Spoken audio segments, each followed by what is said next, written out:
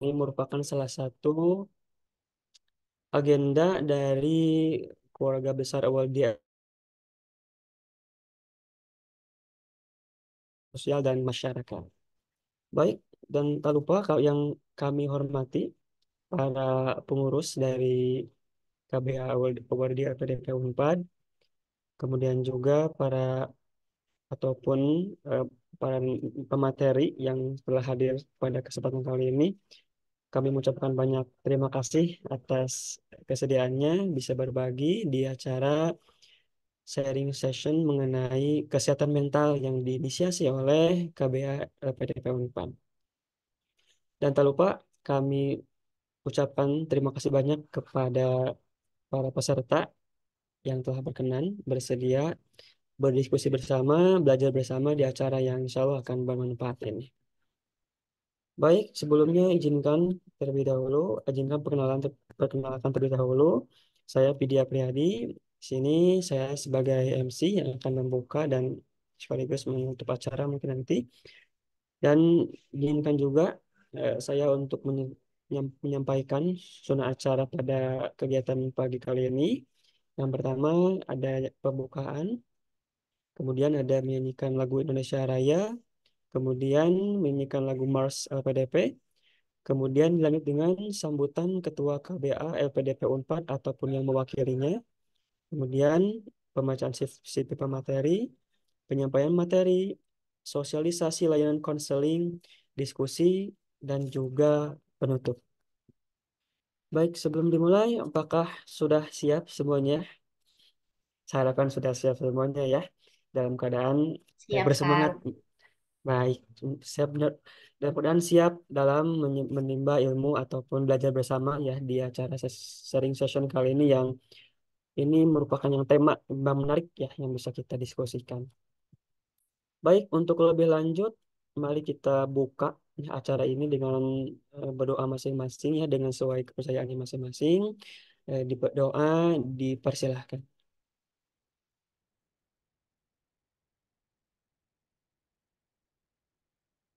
Berdoa dicukupkan. Semoga acara kita berada dalam kelancaran. Amin ya rabbal alamin.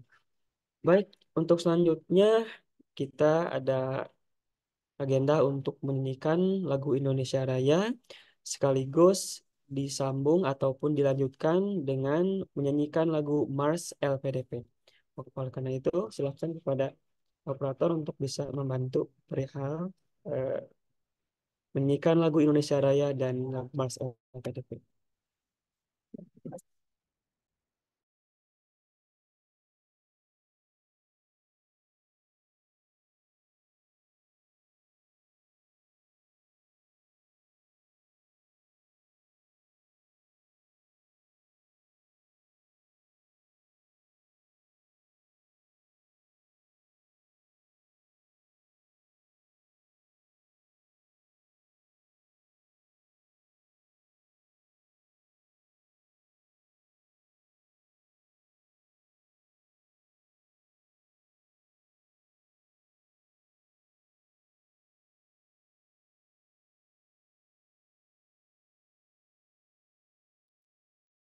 Baik, sepertinya masih persiapan dulu ya.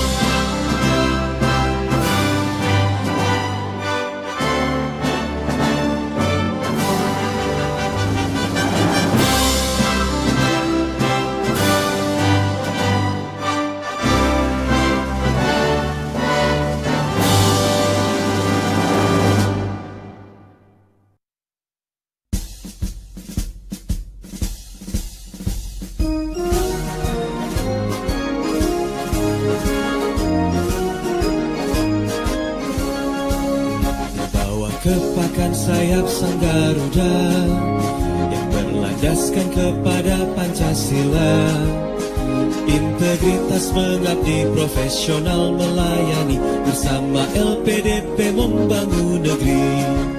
Langkahkan kaki dengan pasti tanpa ragu, harumkan nama tanah air Indonesia. Merah semangatmu, putih hatimu, pemimpin yang dinanti bumi pertiwi.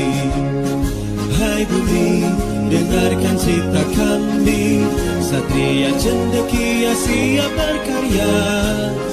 Beragam peran, satu tujuan, bersinergi membangun Indonesia.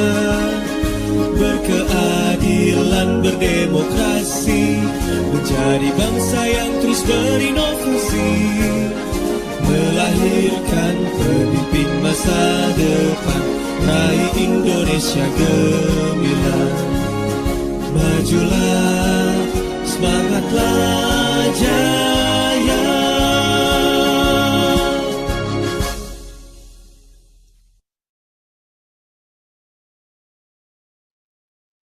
Baik, terima kasih kepada tim moderator, mohon izin alat kepada tim operator yang telah membantu untuk menyanyikan lagu Indonesia Raya dan juga lagu Mars LPDP.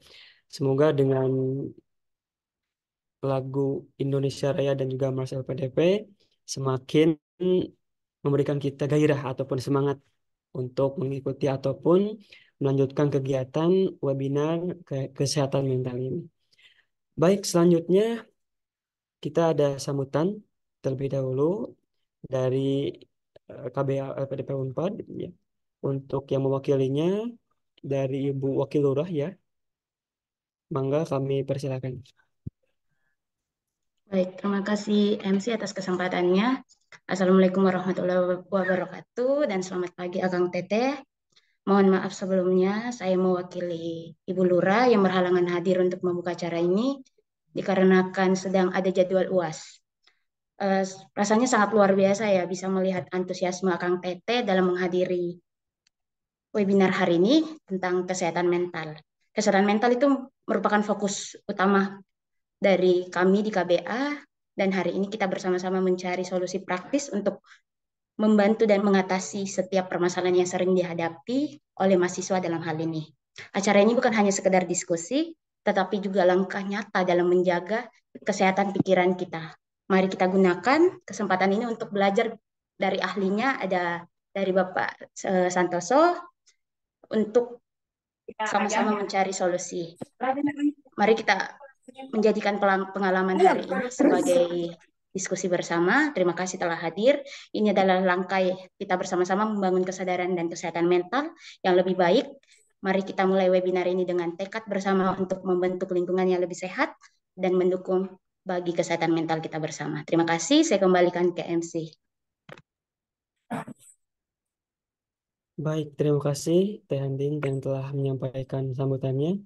Betul, ya, bahwasanya kesehatan mental ini merupakan salah satu fokus juga yang menjadi diskusi. Mengingat kalau kita pelajari berdasarkan definisi dari Organisasi Kesehatan Dunia, hasil dari ataupun jika kita memiliki kesehatan mental ini, diharapkan akan mampu mendongkrak produktivitas kita dalam bekerja, belajar, ataupun kegiatan yang lainnya. Baik, sebelum dilanjutkan, kita ada pembacaan dulu pemateri ya, karena insya Allah pada pagi hari ini ataupun diskusi kali ini kita akan dibantu atau dipandu oleh moderator yang insya Allah sudah ahli juga ya dalam masalah kesehatan mental seperti itu. Baik, izinkan saya untuk memperkenalkan diri dari moderator yang akan memimpin untuk moderator kali ini akan mohon maaf sebentar. Untuk moderator hal ini akan dipimpin oleh Teh Elsa Ovi Fitriana. Beliau merupakan salah satu award di LPDP yang saat ini sedang menempuh pendidikan psikologi profesi dengan peminatan pendidikan sekaligus asisten psikolog di Pusat Pengembangan Karakter dan Konseling Universitas Pajajaran. Baik, apakah Teh Elsa Sofi sudah berada, sudah siap? Iya, Pak, suara saya sudah terdengar. Sudah, Teh, sudah. Teh. Bagaimana, Teh, kabarnya? Apakah sudah siap? Insya Allah. Hmm. Baik, tidak perlu berlama lagi. Untuk kegiatan selanjutnya, kami persilakan kepada moderator. Baik, terima kasih atas kesempatannya. Assalamualaikum warahmatullahi wabarakatuh. Salam sejahtera, Om Swastiastu, Namo Buddhaya, dan salam kebajikan. Rekan-rekan semuanya, senang sekali rasanya ya, saya Elsa Ovi Fitriana, moderator pada acara hari ini menyambut kehadiran Anda semuanya. Eh, Baik, gimana kabarnya nih semuanya? Semoga senantiasa bahagia dan sehat selalu ya. Nggak hanya fisiknya nih yang sehat gitu ya, tapi juga mentalnya juga nih.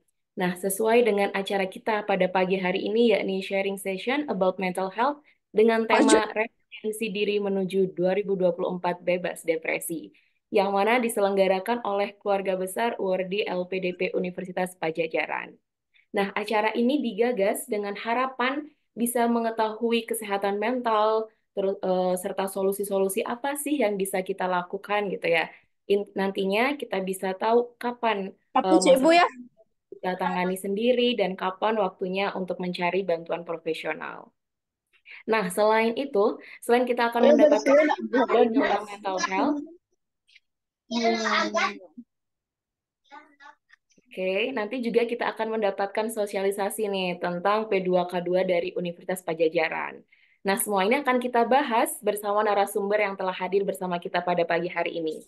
Beliau adalah Indra Santosa Heriawan, MPsi Psikolog. Kalau saya sih akrab, biasa manggilnya Kang Santos ya. Kemudian beliau juga seorang psikolog, dosen, senior konsultan dan fasilitator dengan pengalaman lebih dari 10 tahun di berbagai macam industri. Sebelumnya beliau menempuh pendidikan di Universitas Pajajaran di program studi Magister Psikologi Profesi dengan peminatan psikologi klinis. Nah, keahlian beliau ini ada di berbagai macam bidang. Yang pertama psikodiagnostik, spesialisasinya tes proyeksi. Kemudian juga dalam menangani isu-isu klinis untuk dewasa, kemudian juga dalam hal perspektif yang berorientasi pada masa depan, serta keahlian pada bidang teamwork. Nah, pengalaman beliau praktik sebagai psikolog ini sudah di beberapa tempat dalam beberapa tahun terakhir. Di antaranya psikolog di Partner Inc., kemudian psikolog klinis di PKUP Universitas Pajajaran. Beliau juga seorang peneliti Hypno-Guided Intervention. Beliau juga sebagai tim pengembangan karakter di P2K2 Unpad. Wah, saat saya baca latar belakang beliau ini, saya udah nggak sabar nih ingin dapat belajar dan sharing dengan beliau. Baiklah, karena pembicara kita juga sudah hadir bersama kita untuk sesi pertama, beliau akan menyampaikan materinya selama sekitar 60 menit. Kemudian dilanjutkan dengan sesi tanya jawab yang akan saya bagi menjadi dua sesi kalau waktunya nanti cukup gitu ya. Jadi silakan siapkan fokus dari teman-teman semuanya nih. Langsung aja kita mulai sharing dengan Kang Santos untuk waktu dan tempat saya persilahkan. Mangga Terima kasih, Kang. Elsa. Terima kasih banyak. Kalau selamat pagi teman-teman semua. Semoga dalam keadaan sehat nih semuanya gitu. Dan eh ya harusnya ini ya, kalau grafiknya lagi mulai mau naik karena kan mau libur toh. Atau enggak jangan-jangan lagi pada stres karena malah libur, teman-teman punya tuntutan lain itu ya nggak tahu ya gitu. Tapi apapun yang terjadi dengan hidup teman-teman rasanya sehat fisik sehat mental tuh menjadi prioritas ya rasanya karena kalau nggak enak itu buat jalanin sehari-hari ya. Tadi udah diperkenalkan teman-teman, saya biasa dipanggil Santos. Sehari-hari ya tadi juga udah dijelaskan saya di Fakultas Psikologi Unpad ngajar. Kalau di Mapro nggak banyak ngajar Elsa sih sebenarnya, nggak pernah ketemu ya kita. Elsa pernah ketemu nggak sih gitu kayaknya, pernah nggak sih? Pernah Kang beberapa Di kali. proyeksi ya, di proyeksi di yang psikodiagnostik ya, gitu. Iya betul. Gitu. Karena majoring kita berbeda ya, saya Iya, di pendidikan ya kalau nggak salah ya. iya betul di pendidikan. Saya di klinis, jadi eh, senang sebenarnya bisa ketemu sama teman-teman walaupun nggak ada wajahnya karena biasanya seringnya ketemu sama yang stres sama yang depresi gitu ya. Sekarang ketemu yang sehat, menyenangkan gitu.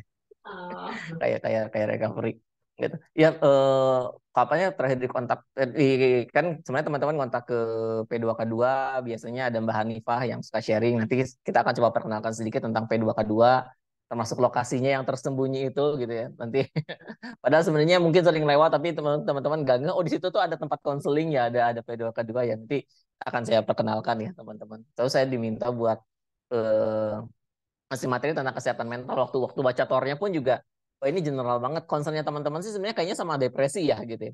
Saya nggak tahu kenapa teman-teman concern sama depresi. Apakah banyak kasus di teman-teman keluarga besar Awardi gitu. Itu mungkin ya eh, peluang setiap orang sih memang pada dasarnya punya peluang buat buat depresi. Tapi sebenarnya saya seumur umur dari kalau waktu praktek di P2K2 sampai dengan sekarang dari 2021 sih baru sampai dengan sekarang rasanya nggak pernah tuh eh, nerima klien yang over di LPDP. Kira-kira kenapa ya teman-teman? Ada yang kira-kira bisa ini nggak bisa menduga nggak? Boleh Pak, bisa ngomong langsung, bisa pakai chat. Kenapa ya? Kebetulan aja gitu. Maksudnya sebenarnya banyak kok gitu ya yang butuh, tapi kemudian kebetulan aja saya nggak ketemu gitu selama kurang Sebenarnya lebih 2 tahun lebih. beberapa dari teman-teman awar di LPDP ini ternyata baru tahu gitu Kang kalau ada P2K2 gitu di Unpad. Sebelumnya ternyata mereka nggak tahu dan wah ternyata kami butuh nih gitu. Butuh sebenarnya tapi nggak karena nggak tahu gitu ya, jadi makanya nggak Iya daftar gitu ya. betul. Awalnya saya expect ya emang nggak perlu sih gitu buat konseling secara ini, malah buat diskusi-diskusi aja mungkin perlu gitu ya, tapi buat konsultasi karena masalah psikologis nggak perlu karena teman-teman bisa handling itu dengan baik. Awalnya saya mikirnya mudah-mudahan begitu gitu.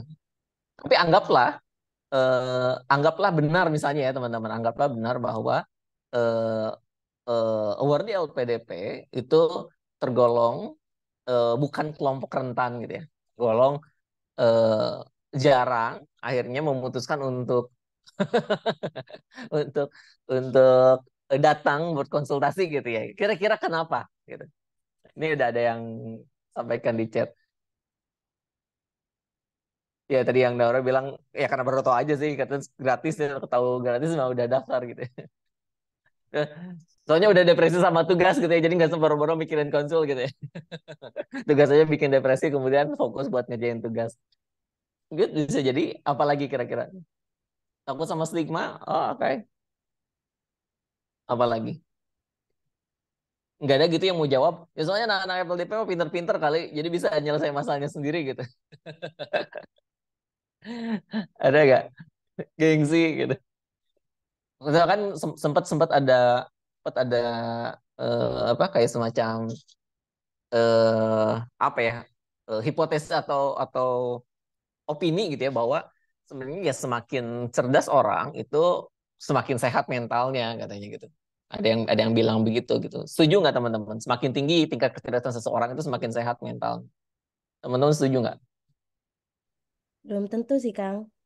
Kenapa?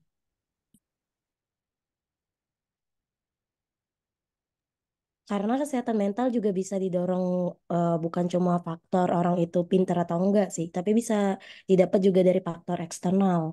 Misalnya di lingkungan keluarganya, lingkungan pertemanannya, lingkungan percintaan.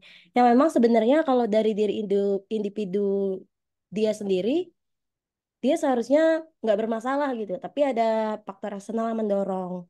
Itu sih. Hmm, hmm, Harusnya good, masalah di luar diri dia, tapi malah dia ikut kepikiran, dia ikut ke bawah gitu sih. Dan itu ya, mempengaruhi kesehatan mentalnya. good point. Terima kasih. Siapa tadi? Nanti nggak bisa kelihatan Ini namanya. Naura. Naura. Oke, terima kasih. Naura. Gitu. Yap, senang sih dengarnya. Artinya setidaknya Naura atau teman-teman yang lain juga aware bahwa eh, banyak faktor, banyak banget faktor yang bisa mempengaruhi kondisi kesehatan mental seseorang. Teman-teman, siapa di antara teman-teman yang sudah nonton atau mungkin sedang nonton The Daily Dose of Sunshine, film Korea? Boleh kasih reaction? Ada nggak? Ada Tika pernah, baru dikit gitu. Ada lagi nggak? Baru episode Cuma awal. dikit. Mm, mm, mm. Belum pada nonton. Kan saya juga itu direkomendasikan sama teman kan gitu. Terus akhirnya akhirnya nonton, pas habis nonton itu tuh langsung ini langsung apa langsung dongkol gitu loh. Saya eh, ngajarin ngajarin mahasiswa tentang satu gangguan itu bisa berminggu-minggu gitu ya. Itu pun juga belum tentu ngerti gitu. Terus kemudian saya nonton itu, nonton sampai dengan selesai gitu, dan itu bisa bisa seharian bisa beres sih sebenarnya gitu ya. Episode cuma dikit atau mungkin setidaknya 2 hari atau seminggu gitu ya. Itu kita udah bisa ngerti banget tentang bagaimana gangguan itu bisa terjadi seseorang, bahkan sampai dengan bagaimana penghayatan orang yang mengalami gangguan itu seperti apa gitu ya dunianya. Itu film bagus banget teman-teman, untuk teman-teman bisa aware tentang kesehatan mental, bisa tahu gambarnya kalau orang depresi itu gimana sih, orang yang manik itu kayak gimana sih gitu, orang yang mengalami gangguan kecemasan itu bagaimana sih penghayatan dunianya gitu. Bahkan si pemeran utamanya juga ngalamin depresi gitu, bagaimana perkembangan depresinya pun juga kegambar dengan sangat baik. Recommended teman-teman, nggak bikin depresi kok nontonnya, walaupun ada ini gitu ya, ada rasa kadang-kadang aduh gitu ya ke trigger, tapi film itu dikemas dengan sangat baik kalau menurut saya dan scientific ya gitu. Jadi teman-teman bisa nonton nonton itu aja daripada datang buat webinar pusing gitu ya. Nonton itu kalau teman-teman pengen tahu tentang kesehatan mental seperti apa, kemudian baru baca bukunya gitu, itu akan lebih enak gitu ya. Gitu. Dan di situ digambarkan betul seperti yang tadi disampaikan, banyak faktor yang mempengaruhi kesehatan mental, dan kemudian nggak ada sesuatu yang sifatnya tiba-tiba, termasuk juga munculnya gangguan seseorang gitu. Gitu. Kalau mungkin di antara teman-teman pernah ada yang ngerasain kayak, lah kok gak ada angin, gak ada hujan, kok rasanya depres banget ya gitu ya, kok rasanya nggak nyaman banget gitu, dan kemudian rasanya pengen menghindar dari lingkungan dan sebagainya gitu. Itu sesuatu yang sering kali terjadi gitu pada diri kita, tapi percayalah nggak ada sesuatu yang tiba-tiba gitu. Itu semuanya ada prosesnya, dan kemudian di titik itu kita baru aware bahwa ada sesuatu yang membuat badan kita bereaksi, dan bisa jadi ada sesuatu yang keliru respon kita terhadap situasi gitu. Nanti itu yang mungkin rasanya akan saya coba promosikan sama teman-teman tentang eh, bagaimana sih seseorang itu bisa menjadi sehat dan bagaimana seseorang itu menjadi tidak sehat gitu ya di situ gitu. Saya nggak akan paparin terlalu banyak eh, materi-materi yang teman-teman bisa lihat di WHO tentang misalnya eh, apa sih definisi sehat mental itu, apa sih definisi tidak sehat mental itu gitu ya gitu. Itu saya nggak akan terlalu banyak situ, tapi teman-teman bisa akses di banyak tempat ya gitu. Jadi bisa bisa cari sendiri waktu itu. Kemudian juga saya juga nggak akan terlalu bahas terlalu jauh tentang depresi itu apa gitu ya. Kemudian apa penyebabnya, bagaimana cara mengatasinya gitu. Itu ya rasanya nggak bisa 1 jam itu bisa selesai ya gitu untuk bisa kita paham lebih jauh gitu. Saya nanti teman-teman juga bisa sampaikan aja di chat sebenarnya apa yang ingin teman-teman ketahui dari sesi kita ya. Tapi saya akan coba promosikan teman-teman, karena juga waktu lihat oh ini isinya awal di LPDP, terus kemudian dibaca, kemudian kita juga disampaikan sih di pengantar bahwa diharapannya di sesi kali ini kita dapat kayak semacam solusi praktis gitu untuk supaya terjaga kesehatan mentalnya. Setuju nggak teman-teman gitu? Itu teman-teman percaya nggak ada ada solusi yang praktis gitu untuk sesuatu hal yang sebenarnya sifatnya esensial? Teman-teman bisa dapat LPDP praktis nggak? Ada solusi praktis nggak? Kalau misalnya teman-teman ditanya gimana sih ada solusi praktis nggak mau LPDP gitu? Gitu. Saya yakin teman-teman akan tersenyum lebar bahwa gila gue dapat ini tuh dengan proses yang nggak sederhana gitu ya.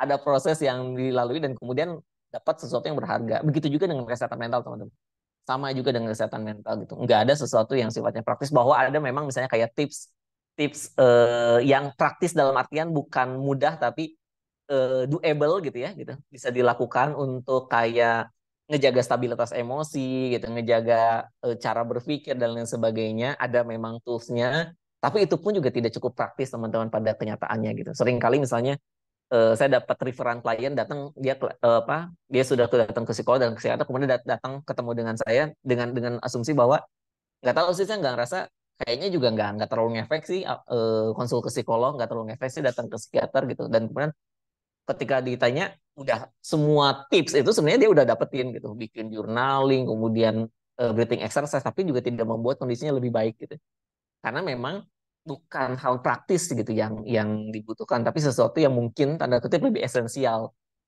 baginya gitu. Itu yang nanti ingin saya promosikan teman-teman, salah satu isi pikiran sih saya nggak akan bilang teori. Ada salah satu tokoh psikologi terkemuka, tapi nggak terlalu populer kalau sekarang, namanya George Kelly. Gitu. Nanti boleh minta tolong ya di share screen, teman-teman. Itu dan ada beberapa perspektifnya, ada beberapa pandangan yang buat saya bukan hanya membantu saya untuk bisa memahami orang lain, teman-teman, tapi juga ada nasihat-nasihat penting bagaimana kita bisa jadi individu yang sehat ya, individu yang bahkan bukan hanya sehat tapi juga berkembang gitu dalam dalam keseharian. Saya nggak bisa share screen sendiri karena laptop saya error. Kalau pakai Zoom dia kayaknya VGA-nya bermasalah. Jadi saya minta tolong ada yang bantu share screen materi itu. By the way, kalau ada pertanyaan atau ada komentar bisa langsung ya. Nanti kita tektokan aja ya. Teman-teman nggak harus menunggu presentasinya selesai atau nggak harus juga sejalan dengan konten yang saya share. Apapun concern atau pertanyaan teman-teman bisa disampaikan. Nah, saya ingin mengawali dengan ini, teman-teman. Jadi kalau teman-teman seringkali kan salah satu pertanyaan yang seringkali muncul kalau saya ada sharing session tentang kesehatan mental, sebenarnya pertanyaan, kapan sih kita misalnya bisa tahu kapan kita memerlukan bantuan profesional atau kita ngalamin sesuatu yang sebenarnya udah masuk ke dalam taraf gangguan atau jangan-jangan yang kita rasain ini sesuatu yang sifatnya normal gitu. Kapan kita bisa tahu atau mungkin kapan kita bisa membantu teman kita mengidentifikasi itu gitu ya. Seringkali pertanyaan itu semacam itu. Ada di banyak buku abnormal psychology, teman-teman. Ada kriteria namanya 4D gitu. Itu yang juga nanti bisa dipegang betul ya sebenarnya gitu. Untuk batasan seseorang masuk ke dalam disorder atau mungkin masih masuk dalam batasan yang masih tergolong normal. Yang perlu kita pahami sama-sama adalah gangguan itu sifatnya kontinuum gitu. Ketika cemas misalnya gitu, baik atau buruk gitu. Kan sebenarnya tergantung gitu ya gitu, enggak apa dalam kontinuum tertentu itu adaptif gitu. Bahkan saya yakin so taunya saya gitu, tapi saya yakin banget gitu ya teman-teman yang award di LPDP rata-rata punya tingkat kecemasan yang tinggi gitu. Itu kenapa? Karena untuk kita bisa perform dengan baik kita butuh kecemasan sebenarnya. Untuk kan teman-teman nggak akan jadi belajar sungguh-sungguh kalau nggak punya kecemasan, takut nggak lolos gitu ya, takut gagal dan lain sebagainya kan gitu. Kecemasan yang mendorong kita di situ. Kita sekarang pun masih hidup juga karena kita punya kecemasan gitu. Kalau kita nggak punya kecemasan, kebayang nggak sih? Kita nyebrang di Jatinangor gitu, truk segede-gede gaban gitu gitu. Santai aja nyebrang begitu aja, kita udah nggak ada gitu ya, udah lewat gitu di dunia. Kita masih bisa survive karena kita punya kecemasan. Nah, tapi kapan hal-hal semacam itu, rasa sedih kita, rasa marah kita, rasa cemas kita, perasaan depres kita gitu, itu masuk ke dalam kategori abnormal atau mungkin kategori disorder. Ada 4D teman-teman yang perlu diperhatikan. Yang pertama di situ nggak berdasarkan keurutan sih sebenarnya ini bisa yang manapun gitu. Yang pertama kriteria pertama ada dangers. Itu artinya ketika kondisi itu sudah mulai membahayakan diri kita atau mungkin bahayain orang lain.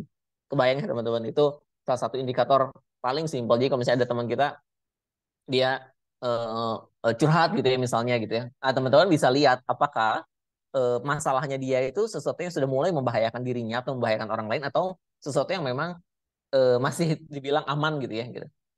Itu bisa jadi salah satu kriteria terpenting gitu yang nanti teman-teman perlu cek gitu. Kemudian ada juga kriteria yang kedua, di situ ada defiance atau menyimpang gitu. Sangat tergantung dari lingkungan, memang sangat tergantung dari norma pribadi gitu tentang si menyimpang ini. Tapi mungkin kita juga pasti punya batasan-batasan yang kita tahu itu berlaku secara umum gitu ya gitu. Itu nanti bisa jadi salah satu indikator yang perlu kita perhatikan. Kemudian juga yang nggak kalah penting itu ada dysfunction, ketika keberfungsiannya udah sangat terganggu, bahwa betul pasti misalnya kayak performa jadi menurun, tapi apakah dia menjadi menjadi tidak berfungsi atau ya sebenarnya masih cukup berfungsi, memang semangatnya menurun tapi fungsinya masih cukup baik gitu. Jadi itu hal yang perlu dipertimbangkan. Kemudian juga yang paling basic dari 4 ini yaitu distress gitu. Jadi nyaman tidak nyaman. Jadi ketika sangat tidak nyaman gitu ya, itu berpotensi mengganggu ke yang lain. Jadi memang itu juga bisa jadi salah satu indikator kita mulai membutuhkan bantuan gitu. Jadi eh, nggak harus sampai dengan tadi ada kelihatan menyimpang banget gitu, nggak harus sebenarnya ketika tidak nyaman banget gitu ya gitu, dan kemudian kita nggak tahu bagaimana cope dengan ini gitu. Ada baiknya memang kita coba cari bantuan. Nggak oke sebenarnya nggak masalah, bahwa betul masih masih sampai sekarang masih kok gitu tentang stigma. Saya juga masih sering dapat klien yang orang tuanya juga bukan orang tua yang tua banget gitu ya gitu. Kalau kalau waktu tanya umur orang tuanya itu udah sekitar 45 gitu ya, masih udah generasi-generasi mendekati saya gitu ya. Itu pun juga masih ada stigma-stigma tertentu yang melekat sehingga dia nggak mau bilang sama ibunya gitu deh. Karena takut nanti dibilang ini, dibilang itu, nggak mau bilang sama teman-temannya karena takut ini lain sebagainya. Itu masih masih berlaku gitu. Tapi pada kenyataannya ini fasilitas teman-teman gitu. Dan layanannya pun juga nggak harus selalu teman-teman datang ke psikolog itu ketika ngalamin masalah atau gangguan, bahkan ketika teman-teman eh, ngerasa perlu mendiskusi untuk mengembangkan diri, untuk menjaga kesehatan mental gitu, atau mungkin teman-teman kayak misalnya, oh ini eh, mau bikin rencana antisipasi gitu ya supaya eh, apa lebih lebih lebih optimal dalam manfaatin stres gitu ya gitu. Itu pun juga sebenarnya nggak menutup kemungkinan teman-teman datang ke profesional, salah satunya ke psikolog, untuk diskusi hal-hal semacam itu gitu. Dan itu malah tanda kutip eh, buat kami lebih menyenangkan. Kenapa? Karena teman-teman tidak mengganggu, tidak menunggu eh, terganggu dulu gitu ya gitu. Tapi udah aware sebelum itu terjadi gitu. Itu akan sangat menyenangkan buat kami, buat profesi kami. Nah, sekilas teman-teman untuk indikatornya. Nah, eh, saya ingin sedikit share terkait sama kasus yang sering kali muncul di P2K2 sekarang namanya. Boleh ke bawah lagi. Baik. Nah, problem yang sering kali muncul ya sejalan sebenarnya dengan juga yang ada di WHO. Gangguan kecemasan itu sering kali menjadi keluhan utama, masalah regulasi emosi, masalah relasi. Kemudian ada yang mulai ke fisik gitu ya. Saya ngerasa saya sakit jantung, kemudian saya eh, apa apa GERD, hal semacam itu gitu. Terus kemudian sakit-sakit kepala itu juga sering saya temuin. Ada yang kemudian datang nggak tahu sih sebenarnya apa lelah banget, kemudian tapi nggak bisa ngerasain apa-apa gitu. Dan saya juga nggak tahu harus kayak gimana gitu ya. Itu juga sering juga. Dan kemudian juga nggak kalah banyak gitu ya, nggak ya cukup banyak juga gitu yang self harm gitu ya. Ya karena di P2K2 saya lebih banyak nanganin mahasiswa, jadi memang kategori umurnya rata-rata dari mulai 18 atau 17 juga ada sampai dengan 20, ya ada yang S2 25-an gitu ya, atau sampai dengan 28 juga ada. Itu juga pernah sering kali datang ke PKUP gitu. Kalau di luar sih saya banyak yang nanganin yang umurnya kurang lebih seumur lah gitu ya, sekitar rentang 35 sampai dengan 40 sampai dengan 45 gitu. Dan tapi masalahnya memang cenderung berbeda dengan yang di sini. Salah satunya masalah relasi itu sering kali juga muncul gitu. Kemudian berikutnya, apa sih yang menjadi penyebab gitu dari masalah-masalah ini gitu. Bisa dilihat di slide berikutnya. Boleh dibantu. Oh, ini dari masalah itu kita kategorikan gitu ya areanya ini, kemudian selanjutnya aja kita lewat aja yang ini. Nah, penyebabnya secara sederhana sebenarnya dan memang termasuk approach dari cara kami menangani teman-teman gitu. Kita fokus pada penyebab yang sifatnya intrapersonal sama interpersonal gitu. Area yang lebih luas dari itu misalnya kayak kondisi lingkungan, sistemik gitu ya.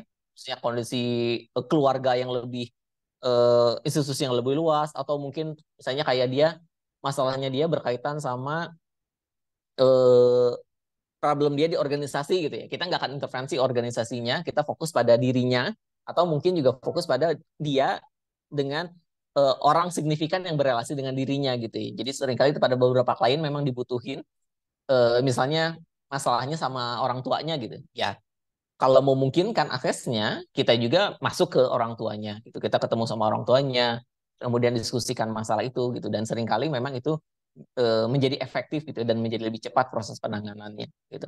Tapi beberapa di antaranya kita nggak punya akses untuk masuk ke eh, individu di luar dari kliennya, jadi kita fokus pada aspek intrapersonalnya. Dan seringkali memang itu juga jadi akarnya ya gitu. Relasinya nggak diapa-apain, tapi kita fokus pada bagaimana dia eh, merasakan atau menilai suatu event, bagaimana dia berespon terhadap situasi itu yang eh, apa kita lakukan. Gitu.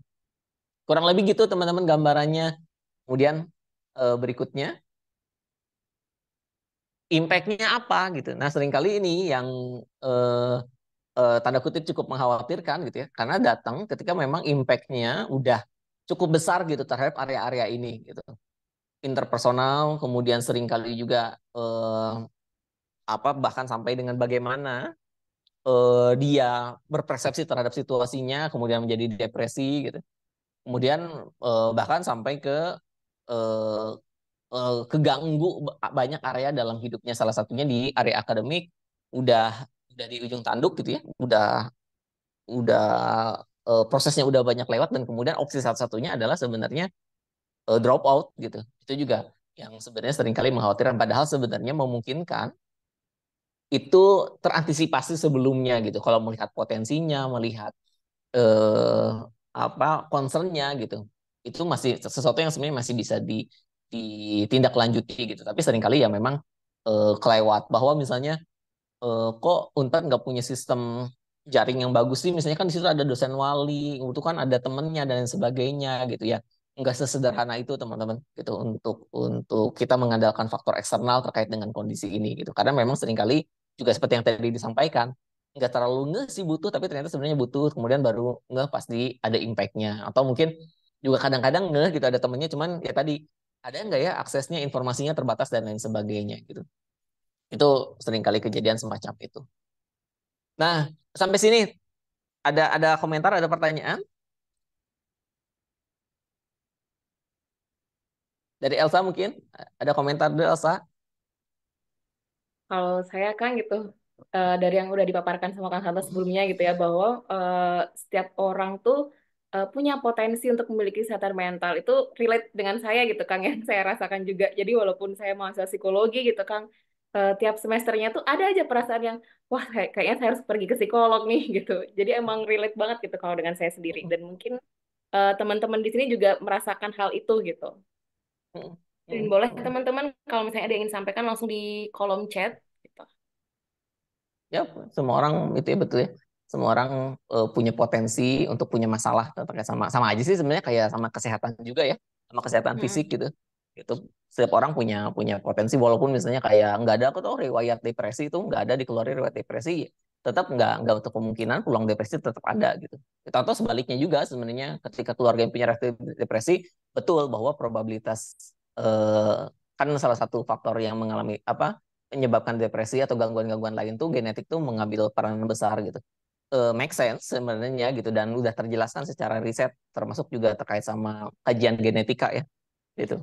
Itu juga memungkinkan karena eh, masalah psikologis, masalah mental itu bukan hanya hal yang sifatnya psikologis saja gitu ya, tapi juga kaitannya sama fisik. Bahkan sebenarnya kalau teman-teman tertarik gitu ya, ada buku judulnya bukan buku textbook banget kok, buku yang sebenarnya eh, populer gitu ya kalau buat saya. Ada emotional medicine gitu. Itu tuh menjelaskan bagaimana kaitannya antara masalah psikologis kita sama masalah di bagian-bagian tubuh kita gitu ya. Itu menarik banget gitu. Jadi misalnya kayak ada sering sakit perut gitu ya. Itu tuh apa sih biasanya masalah psikologisnya apa sih yang berkaitan sama itu gitu. Ada gangguan di kepala itu masalah psikologisnya apa sih gitu. Dan itu kaitannya sama emosi-emosi tertentu. Salah satunya negative emotion. Gitu. Bahkan ada konsep yang bilang bahwa eh, disease atau penyakit atau apapun semua itu gitu ya, semua masalah-masalah itu baik secara fisik maupun mental itu biasanya disebabkan oleh inflamasi atau penebalan dari negatif emotion itu yang seringkali yang terjadi panjang gitu ya. Inflamasi itu ini kayak kapalan, kayak penebalan gitu ya, kayak misalnya eh, ada misalnya gitu teman-teman apa yang ya kayak di kaki gitu, tangan gitu ya, kan seringkali karena sering kegesek atau apa kan ada inflamasi penebalan dan juga sama gitu ya. Itu. Itu disebabkan oleh inflamasi dan negatif emotion yang seringkali nggak keregulasi dengan baik. Itu menarik banget gitu. Nanti bisa dibaca. Nah, ada pertanyaan, kalau orang suka overthinking, cara mengatasinya seperti apa? Gitu. Nah, eh, buat saya sebenarnya walaupun juga overthinking itu relatif sering digunakan, tapi kalau buat saya pribadi nggak ada sih sebenarnya istilah overthinking gitu ya. Eh, kita emang seringkali nggak bisa mengendalikan betul bagaimana kita berpikir ya nggak sih gitu, karena toh memang itu buatku itu anugerah ya sebenarnya gitu.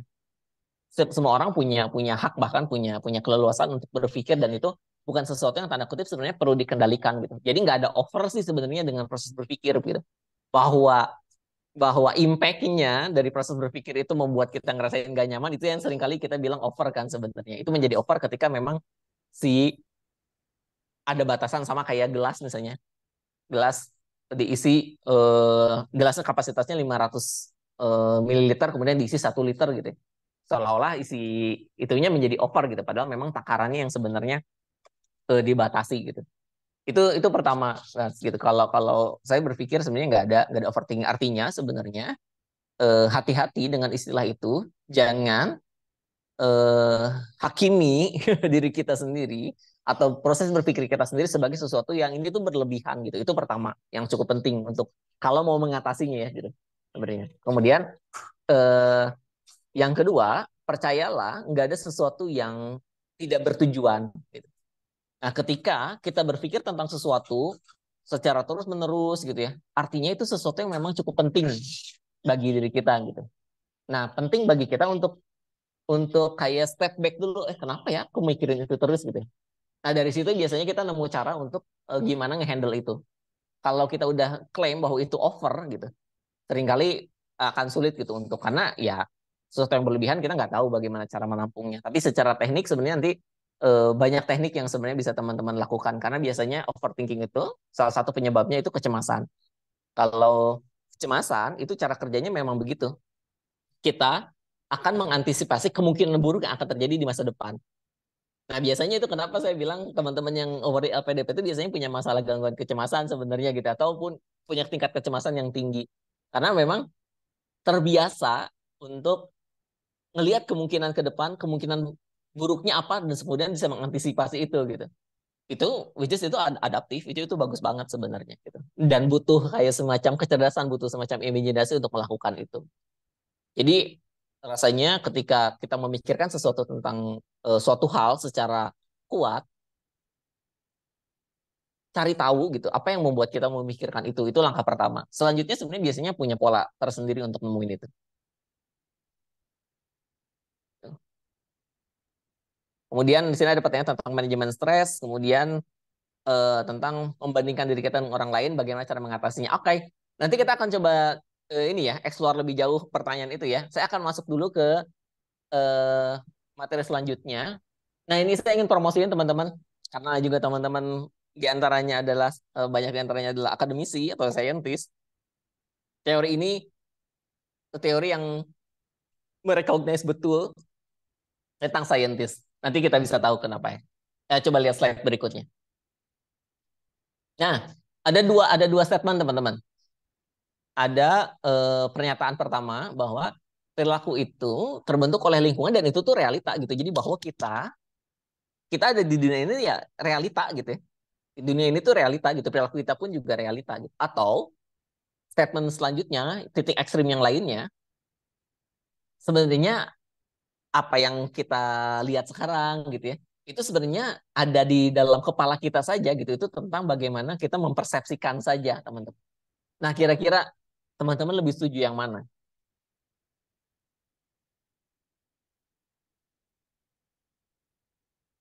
Kan ada ya pandangan filosofis yang seperti itu ya, gitu, pandangan filosofis yang ini banget lah, apa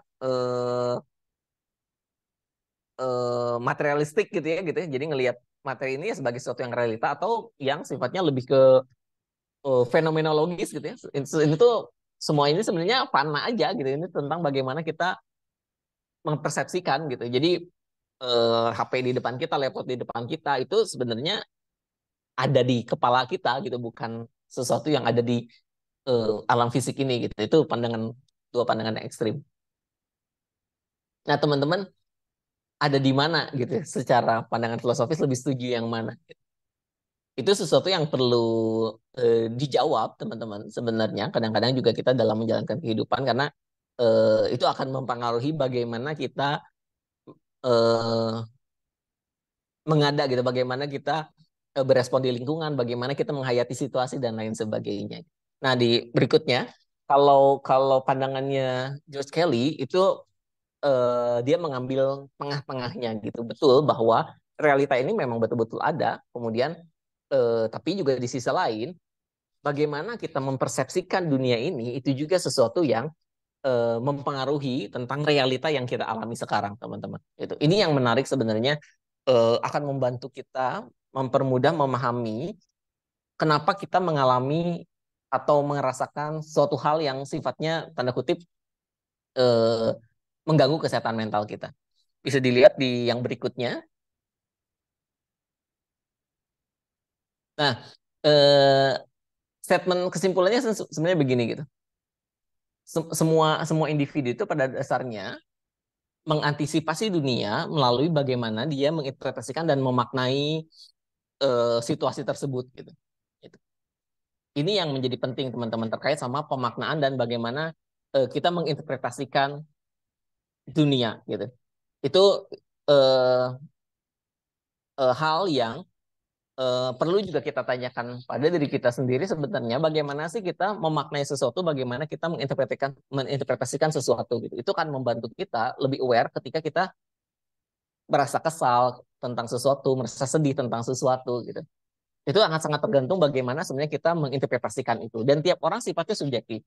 Makanya ada orang yang ketika dapat ketika IPK-nya turun gitu ya, ketika dia misalnya IPK-nya dapat 3,5 gitu ya, sedih banget gitu. Tapi kemudian ada beberapa orang di antaranya yang sebenarnya ketika IPK dia 3,03 saja gitu, itu pun juga dia masih happy, bisa tetap enjoy gitu. Karena pemaknaannya itu berbeda.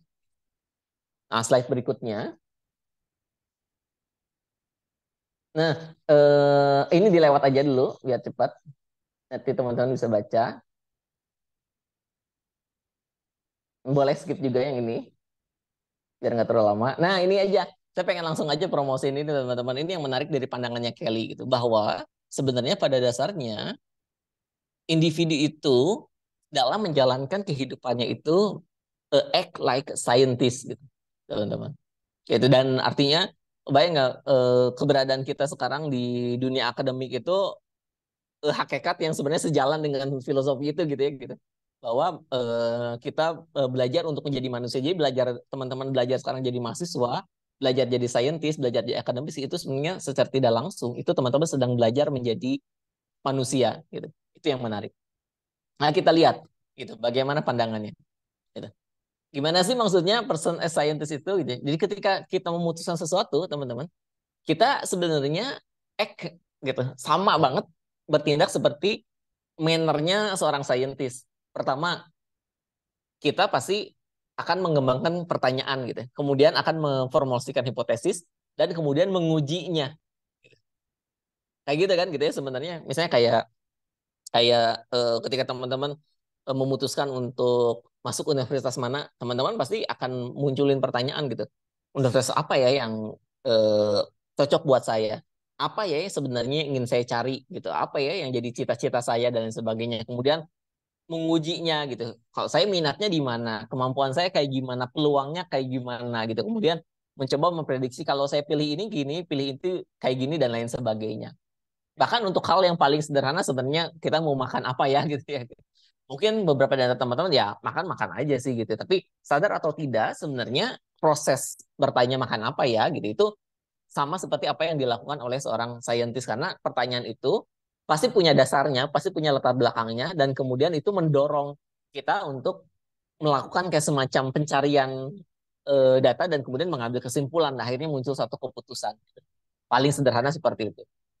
Nah, kemudian sama juga seperti saintis, persepsi kita terhadap realita diwarnai sama personal construct yang kita punya.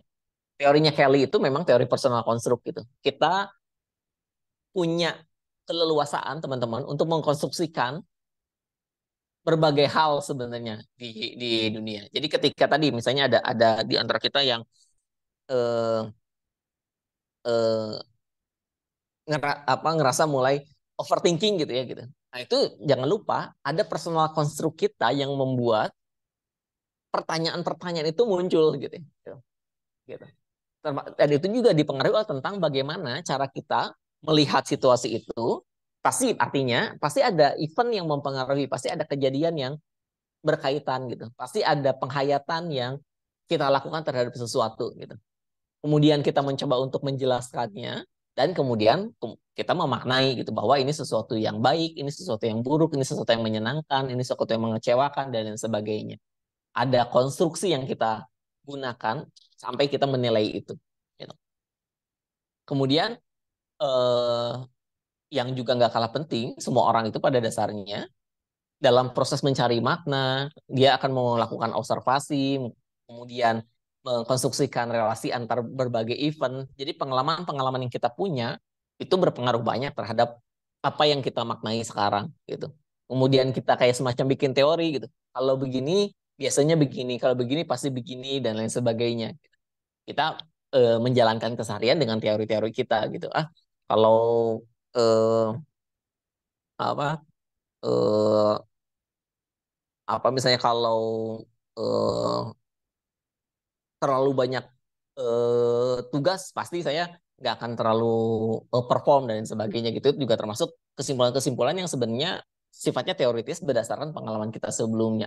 Kalaupun ada mungkin di antara teman-teman yang juga punya pandangan ketika ngalamin kesulitan, biasanya memang kesulitan ketika saya ngalamin kesulitan biasanya saya akan menjadi individu yang jauh lebih berkembang. Itu kan teori yang teman-teman bisa simpulkan dari apa yang sudah teman-teman alami selama ini gitu. Gitu. Kemudian juga bahwa yang cukup penting adalah untuk bisa kita bertindak sebagai good scientist, kita perlu punya pemahaman bahwa apapun kesimpulan yang kita buat, sama seperti seorang scientist, nggak fix, nggak final gitu. Selalu mungkin ada semacam kesimpulan banding, ada formulasikan ulang, ngalah berubah gitu ya, seiring berkembangannya zaman atau seiring dengan berubahnya variabel-variabel tertentu gitu ya. Itu bagaimana seorang saintis itu bekerja. Gitu. Nah sebaliknya di slide selanjutnya, Kelly juga nggak juga luput untuk menjelaskan ada scientist as person gitu bahwa ketika kita act like a scientist, tetap scientist itu juga person. Kenapa? Karena tiap kita walaupun scientific observation itu tetap bisa dilihat dengan perspektif yang berbeda. Gitu. Kemudian setiap konsep, setiap teori itu bisa dilihat dari sudut pandang yang berbeda. Karena jangan pernah lupa manusia itu seperti itu gitu hakikatnya. Gitu. Kemudian makanya Kelly sendiri secara secara berbesar hati gitu dia mempresentasikan bahwa teorinya pun juga setengah benar gitu dan bahwa itu masih memungkinkan kok dan dia berharap bahwa eh, ada teori selanjutnya yang bisa menggantikannya dan itu jauh lebih baik gitu. Kebesaran hati itu yang memang penting untuk dimiliki oleh individu supaya bisa bertindak sebagai good scientist gitu. Nah, inilah teman-teman slide berikutnya. Uh, ini Nah, ini saya akan ulas sedikit ya, teman-teman. Ini juga penting sebenarnya tadi juga mengganti yang saya skip di awal gitu. Si philosophical berpikirnya tuh konstruktivis gitu. Bahwa jangan pernah lupa prinsip dasarnya kita selalu punya alternatif untuk menilai sesuatu atau melihat sesuatu gitu. Ketika kita melihat satu objek, misalnya saya di depan saya ada HP, saya punya banyak alternatif untuk memaknai si benda yang ada di depan saya ini. Termasuk juga setiap kejadian, teman-teman. Ini yang jangan pernah lupa. Ketika misalnya kita ngalamin kejadian yang nggak menyenangkan, contohnya misalnya kegagalan gitu. Ya, kita selalu punya alternatif untuk melihat kegagalan itu sebagai apa. Itu yang jangan pernah lupa. Itu yang juga cukup penting untuk kita pegang untuk supaya kita bisa jaga kondisi kesehatan mental kita dengan cukup baik gitu. Jadi ketika sebaliknya makanya ketika ada orang yang nggak punya alternatif ketika dia melihat suatu hal itu seringkali punya masalah dengan kesehatan mental. Linear banget cara berpikirnya. Kalau begini pasti begini, pasti begini, pasti begini. Gitu. Kemudian ketika eventnya buruk ya berarti buruk buat saya dan kemudian berarti saya buruk gitu ya. Itu cara berpikir yang memang seringkali membuat kita menjadi punya masalah tentang kesehatan mental kita. Kemudian eh, hal yang juga cukup penting, ini juga bisa jadi bekal teman-teman ketika teman-teman mau punya good relationship sama orang. Yang terpenting adalah sebenarnya dari sesuatu adalah bagaimana dia menginterpretasikan si event itu. Gitu. Jadi kalau misalnya teman-teman mau kenal sama seseorang lebih jauh gitu ya, gitu mau misalnya ada punya pasangan sekarang punya pacar atau ada keluarga gitu ya, eh, kita akan bisa berelasi dengan sangat baik ketika kita bisa memahami betul bagaimana sih cara dia memaknai sesuatu gitu. Itu tuh biasanya memang dipengaruhi oleh core personality teman-teman gitu. Jadi eh, fokus pada bagaimana dia memaknainya itu menjadi lebih penting. Contohnya misalnya ketika misalnya bertengkar gitu ya, dia marah tentang sesuatu yang menurut kita, kenapa sih dia harus marah-marah gitu? Yang kan yang saya lakukan begini, alasannya begini dan sebagainya. Gitu. Nah, ketika kita switch perspektif kita, fokus pada apa ya yang dia maknai sehingga dia menjadi marah, sehingga dia menjadi tidak nyaman tentang hal itu. Gitu. Itu akan membantu kita untuk bisa berespon dengan lebih konstruktif. Gitu.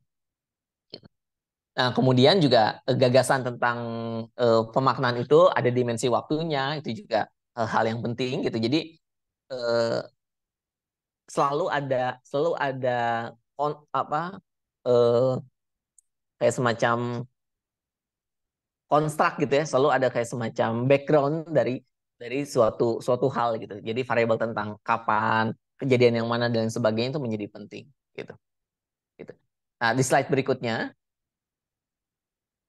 nah secara sederhana teman-teman gitu, ada 3 kesimpulan yang sebenarnya juga eh, menarik banget kalau buat saya gitu. Dan ini akan sangat membantu kita untuk bisa lebih wisdom tanda kutip kita menjalankan kehidupan gitu.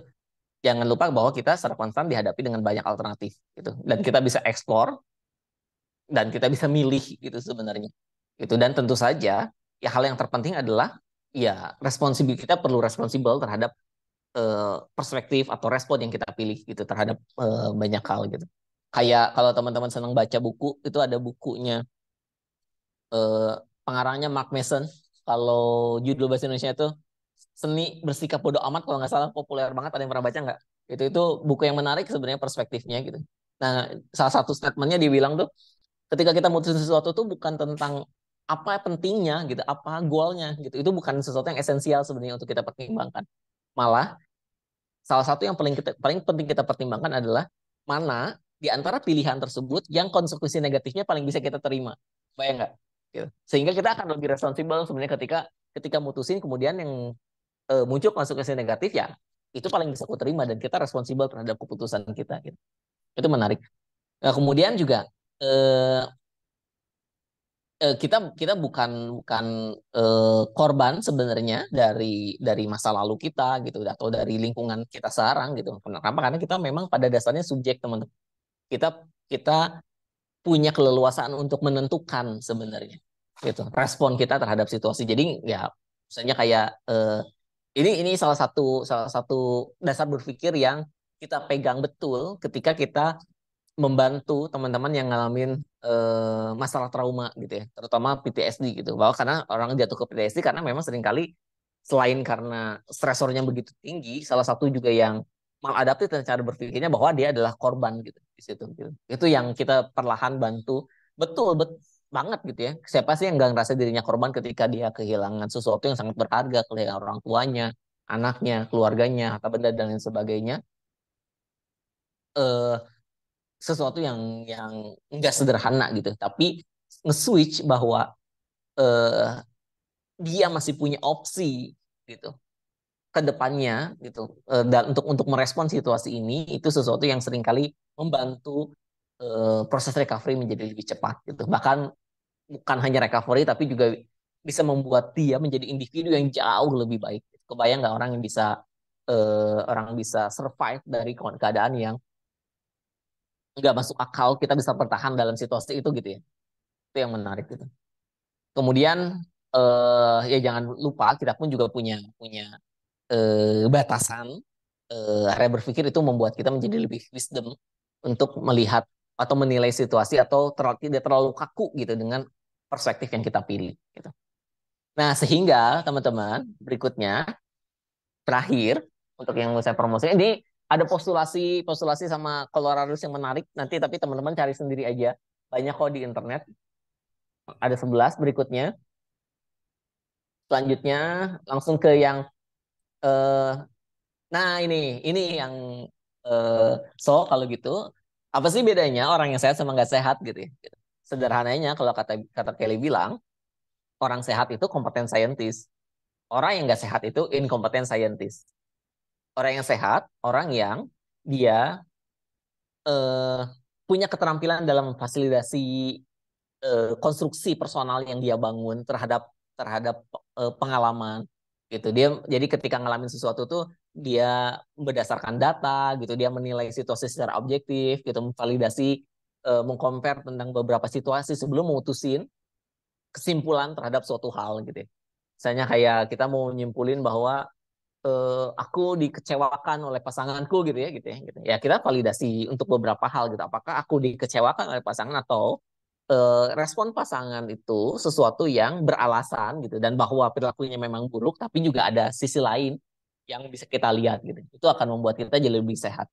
Kemudian eh, menguji hipotesis dengan secara reasonable gitu ya. Kemudian nggak ada penyangkalan, nggak ada distorsi gitu, objektif gitu ya cara berpikirnya walaupun tetap subjektivitas tetap mewarnai gitu. Ya. Tapi kemudian kita nggak menutup gitu tentang berbagai macam kemungkinan gitu. Kemudian juga punya kefleksibelan untuk ketika konsep ini nggak masuk bisa menggunakan konsep yang lain dan kemudian mengkomparnya dengan data yang available gitu. Nah, kemudian juga salah satu tindakan yang adaptif itu kita bukan hanya mengantisipasi event gitu, tapi juga gitu eh, ada kayak semacam harapan gitu ya gitu yang kita tuju sehingga proses penyesuaian diri kita itu nggak hanya untuk mengantisipasi sesuatu hal yang sifatnya buruk saja gitu, tapi ada goal yang kita tuju gitu dari situ gitu. Sama juga sebenarnya good scientist juga teman-teman nggak cuman buat gimana caranya untuk membuat sesuatu hal tidak terjadi, tapi ada goal besar, ada cita-cita yang eh, sifatnya membuat kita lebih excited gitu ya, dan sehingga dalam melakukan penelitian itu kita akan jadi juga lebih lebih semangat gitu.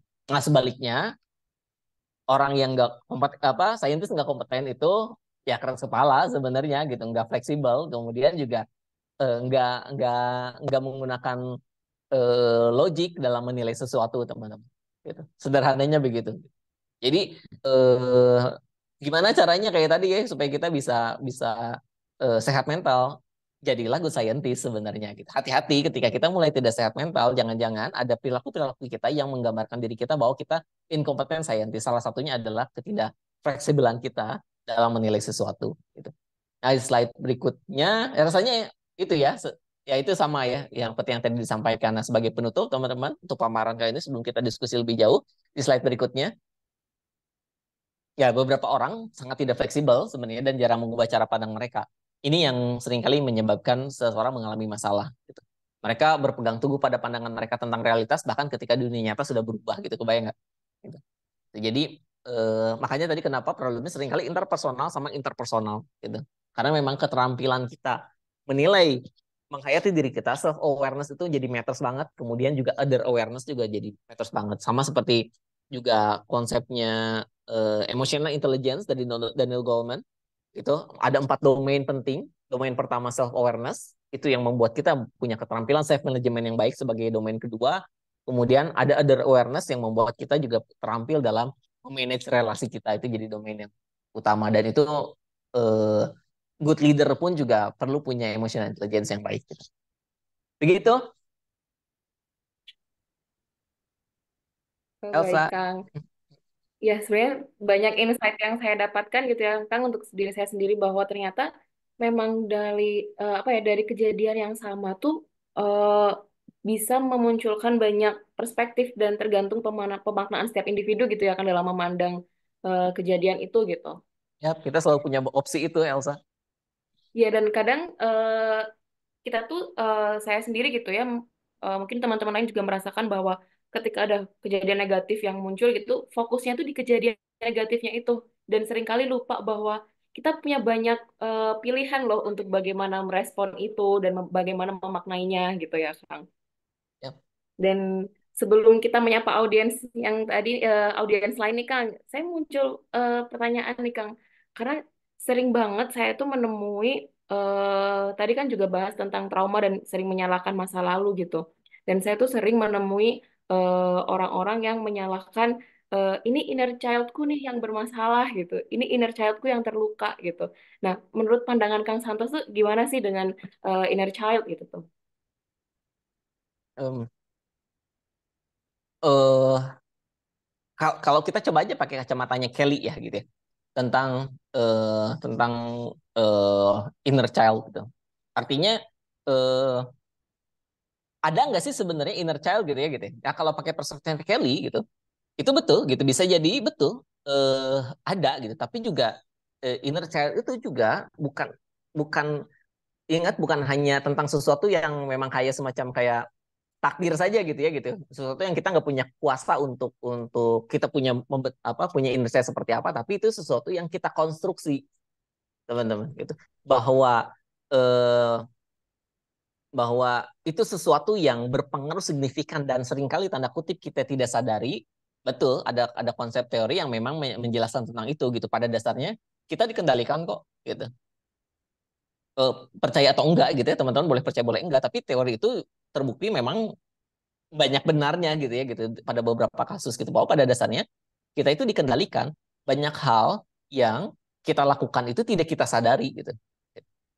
Itu yang pertama, dan seringkali eh, kita mengalami sesuatu tanpa kita sadari betul gitu itu terjadinya bagaimana gitu. Padahal sebenarnya yang menjadi problem adalah proses proses penghayatan kita tentang kesadaran itu yang seringkali juga nggak baik. Jadi jarang refleksi gitu ya, jarang-jarang ngelihat ke belakang gitu, jarang menilai gitu, sehingga memang ngalamin hal semacam itu. Bahwa dalam kasus trauma eh, konsep inner child itu seringkali bisa menjelaskan sebenarnya betul gitu, bahwa misalnya kita ngalamin suatu kejadian yang enggak menyenangkan di masa lalu gitu ya gitu. Seringkali psychologically kita nggak akan terlalu nyaman untuk nyimpan memori itu gitu. Nah kemudian sehingga pada konsep tertentu kita akan tekan ke memori itu, tekan penghayatan emosinya ke bawah sadar gitu, tanda kutip tendensius untuk lupa tapi nggak disadari cara kerjanya. Emang mekanisme pertahanan dirinya begitu gitu. Sama kayak kita kan tahu juga nggak ingat apa yang terjadi di sekitar 5 tahun pertama. Mungkin beberapa di antara teman-teman ada yang ingat ya gitu, tapi banyak di antaranya nggak terlalu ingat memori-memori itu, karena memang ketika itu diangkat di kesadaran nggak akan terlalu, akan sangat mengganggu proses kerja kita gitu secara psikologis gitu. Itu. Nah, di kasus-kasus trauma betul gitu. Apalagi sampai ke abusive, dan abusifnya eh, sangat tanda kutip traumatik, sesuatu yang nggak pernah kita duga itu akan terjadi pada diri kita dan dilakukan oleh orang yang nggak pernah kita duga gitu ya, misalnya gitu gitu. Tentu gitu, itu sesuatu yang nggak mungkin kita pegang selalu gitu, pasti itu akan kita eh, tekan gitu itu ke bawah sadar supaya kita masih bisa jalan seharian secara normal gitu. Nah, seringkali permasalahannya adalah ketika itu nggak berhasil diregulasi dengan baik, atau mungkin itu ya gitu ya, terlalu terlalu kuat si dorongannya dan kemudian tertrigger muncul di masa yang berikutnya gitu. Pada beberapa kasus itu ini kok bisa menjelaskan banget kok, Elsa gitu. Tapi bahwa kayak semacam ada kayak spirit kecil gitu ya, itu perspektif yang mungkin nggak tahu ya gitu, ada nggak ya teorinya sehingga kemudian perlu diruqyah dan lain sebagainya gitu ya. Kadang-kadang juga ada pendekatan yang semacam itu. Ya it's okay kalau memang yakin ya gitu ya, kalau memang, dan pada beberapa orang itu works kok gitu sebenarnya gitu. Pada kenyataannya prakteknya ada kok gitu ya gitu. Tapi secara konsep teori psikologi, salah satu konsep yang bisa menjelaskan itu adalah teori psikoanalisa gitu, bahwa ada yang namanya lapisan ketidaksadaran di dalam diri kita, dan itu seringkali memegang kendali terhadap apa yang terjadi pada diri kita. Paling sederhana kayak kita nyetir, kalau naik sepeda gitu kan, kebayang kalau waktu belajar kan kita masih mikir kan gitu, pedal nginjek yang kanan yang kiri gitu, tapi makin kesini kan udah nggak mikir, naik naik aja gitu, so bisa seimbang gitu ya, karena itu cara kerjanya di bawah sadar, udah jadi bagian dari sistem Hmm. gitu Iya, Elsa. Kang. Hmm. Ya kan, jadi emang nggak ada gitu ya kan sesuatu yang memang benar-benar tiba-tiba gitu. Jadi apa yang kita rasakan saat ini pun juga maksudnya misalnya kita merasakan ada gangguan atau merasa tidak enak atau sakit mental gitu ya, itu bisa jadi emang jadi proses dari Ya. sesuatu yang menumpuk di masa lalu gitu. Dan makanya agak susah juga ketika kita memakai konteks solusi praktis gitu, karena kejadiannya aja nggak praktis gitu. Ya, betul, betul, betul. Ya sama kayak hujan kan juga nggak kan kita seringkali bilang gitu. Lah tiba-tiba hujan gitu. Ya padahal kan kita nggak lihat aja prosesnya kan kita di dalam rumah atau kita ada di area yang memang awan itu lagi nggak di situ gitu. Kemudian dia ke bawah angin gitu. Itu pasti ada prosesnya. Ya betul. Mie instan aja, walaupun brandingnya mie instan tapi nggak instan juga gitu ya. Nah, selanjutnya mungkin saya akan memberikan kesempatan untuk yang ingin bertanya. Oh, tadi ada dua pertanyaan gitu Kang yang belum Yang kita belum kejawab ya. sempat bahas gitu ya. Yang pertama tadi bagaimana cara manajemen stres karena apalagi sekarang waktunya UAS nih Kang gitu. Tugas Eh, yang numpuk, jadinya belum lagi ada permasalahan-permasalahan di luar akademik gitu. Jadi bagaimana sih cara kita bisa manajemen stres itu gitu. Kemudian tadi ada juga pertanyaan secara sadar maupun nggak sadar, kita tuh sering membandingkan diri kita dengan orang lain.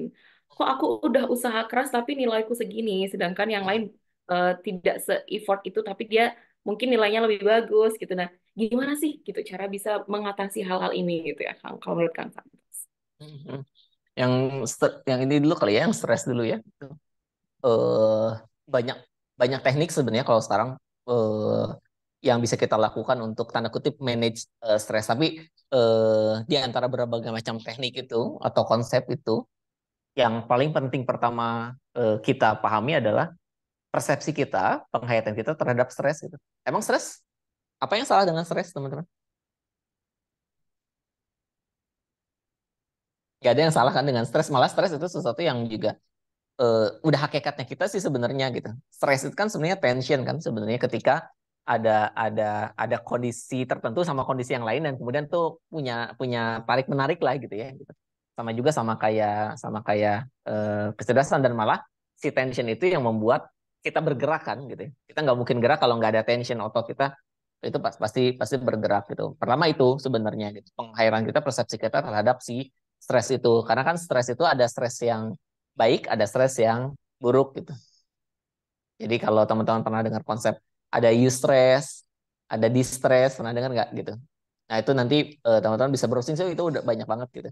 Gitu. Jadi ada stres yang baik, ada stres yang eh, buruk gitu ya. Nah betul istilahnya sih sebenarnya itu sesuatu yang memang perlu di tanda kutip perlu di manage, perlu dikelola gitu ya. Itu untuk itu gitu. Nah sama seperti kelola atau bahasa istilahnya regulasi. Ketika dengar kata regulasi, Elsa, itu kebayang apa? Cara mengelola sih, Kang.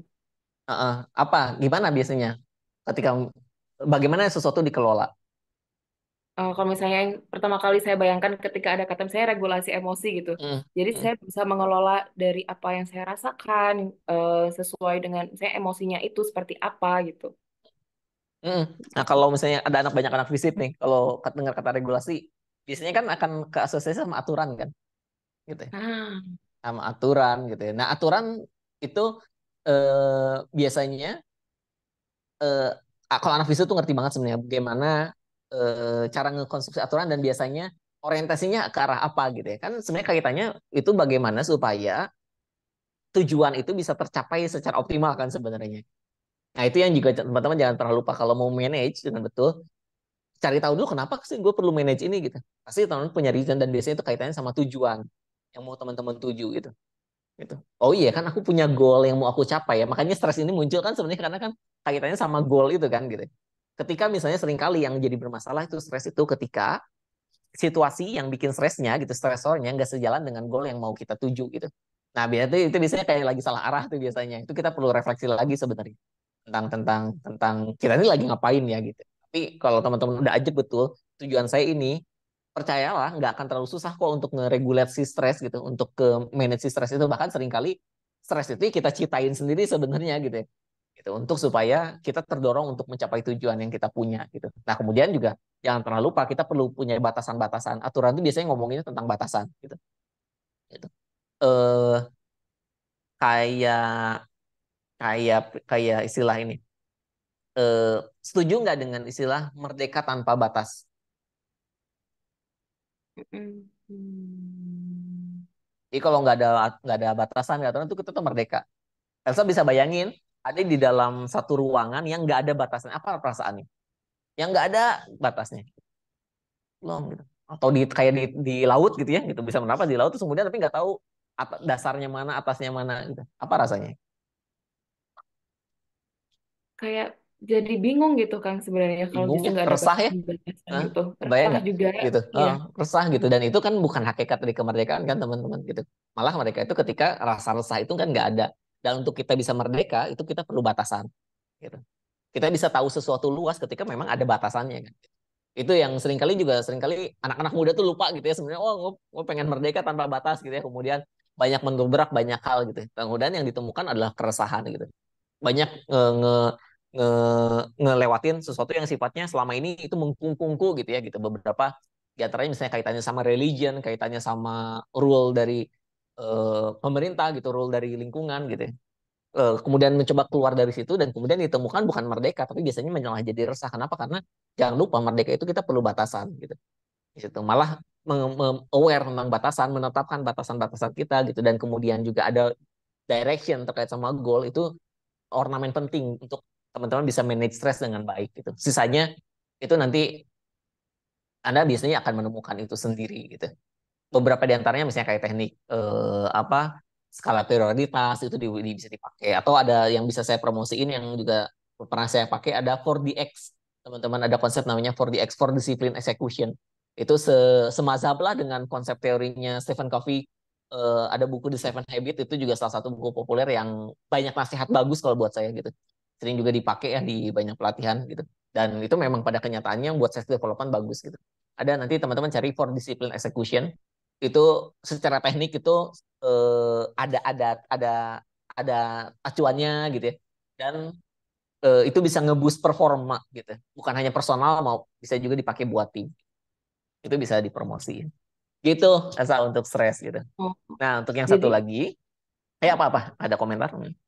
eh, batasan sepenting itu gitu ya kan kita dalam memberikan batasan untuk diri kita termasuk mana hal-hal yang bisa kita kontrol gitu kali ya Kang ya dan mana hal-hal yang memang di luar kendali kita yang nggak bisa kita kontrol gitu. Ya good. Teman-teman bisa browsing sekarang ada circle of concern ada circle of influence itu dari si Stephen Covey boleh di HP-nya atau di laptopnya COC COI gitu ya bahkan sekarang ada dikembangin jadi ada COC circle of control gitu. Nah betul jadi si Stephen Covey itu ngepromot apa kayak prinsip yang bisa ngebuat kita menjadi individu yang berkembang gitu ya salah satunya itu gitu ketika kebayang nggak teman-teman concern nggak sama ya misalnya kayak sekarang di kasus yang lagi populer gitu sama tentang kondisi perekonomian Indonesia misalnya gitu ya kondisi perekonomian Indonesia yang kemudian banyak lubang sana sini atau maksudnya bagaimana negara ini dijalankan gitu ya gitu concern nggak sama itu pasti concern banget apalagi anak fisip gitu ya concern banget tapi kemudian yang jangan pernah lupa kita punya circle of concern lingkaran peduli gitu. Ada yang namanya circle of influence, lingkaran pengaruh. Nah, orang yang biasanya sehat ketika dia fokus pada circle of influence-nya. Gitu. Bukannya mengabaikan concern-nya, betul. Tadi kita concern sama kondisi negara kita seperti ini dan lain sebagainya. Gitu. Concern sama kesehatan mental dan sebagainya. Concern sama generasi sekarang, kok begini, begitu, dan lain sebagainya. Nah, tapi kemudian ketika kita hanya fokus pada kesana, yang terjadi apa? Cuma ngomel biasanya. Ngeluh, protes gitu. Paling banter demo gitu ya di situ gitu. Nah, tapi kita lupa bahwa ada lingkaran influence gitu. Sesuatu yang ketika kita fokus pada hal itu bisa membuat circle itu menjadi lebih besar dan kemudian kita bisa memberikan pengaruh lebih jauh. Gitu. Gitu. Itu tadi yang persis seperti yang tadi disampaikan sama Elsa. Gitu. Gitu. Oke, baik. Untuk yang selanjutnya yang ini kan yang membandingkan diri sendiri tadi Kang. Hmm, hmm, hmm. Nggak apa-apa apa salahnya. Oke-oke aja kok. Gitu. Itu malah sesuatu yang penting gitu karena kan itu cara kita hidup ya. Itu kan cara kita hidup gitu. Malah kita perlu kan kalau istilah kerennya benchmark gitu. Gitu. Nah, tapi teman-teman perlu tahu apa gunanya benchmark.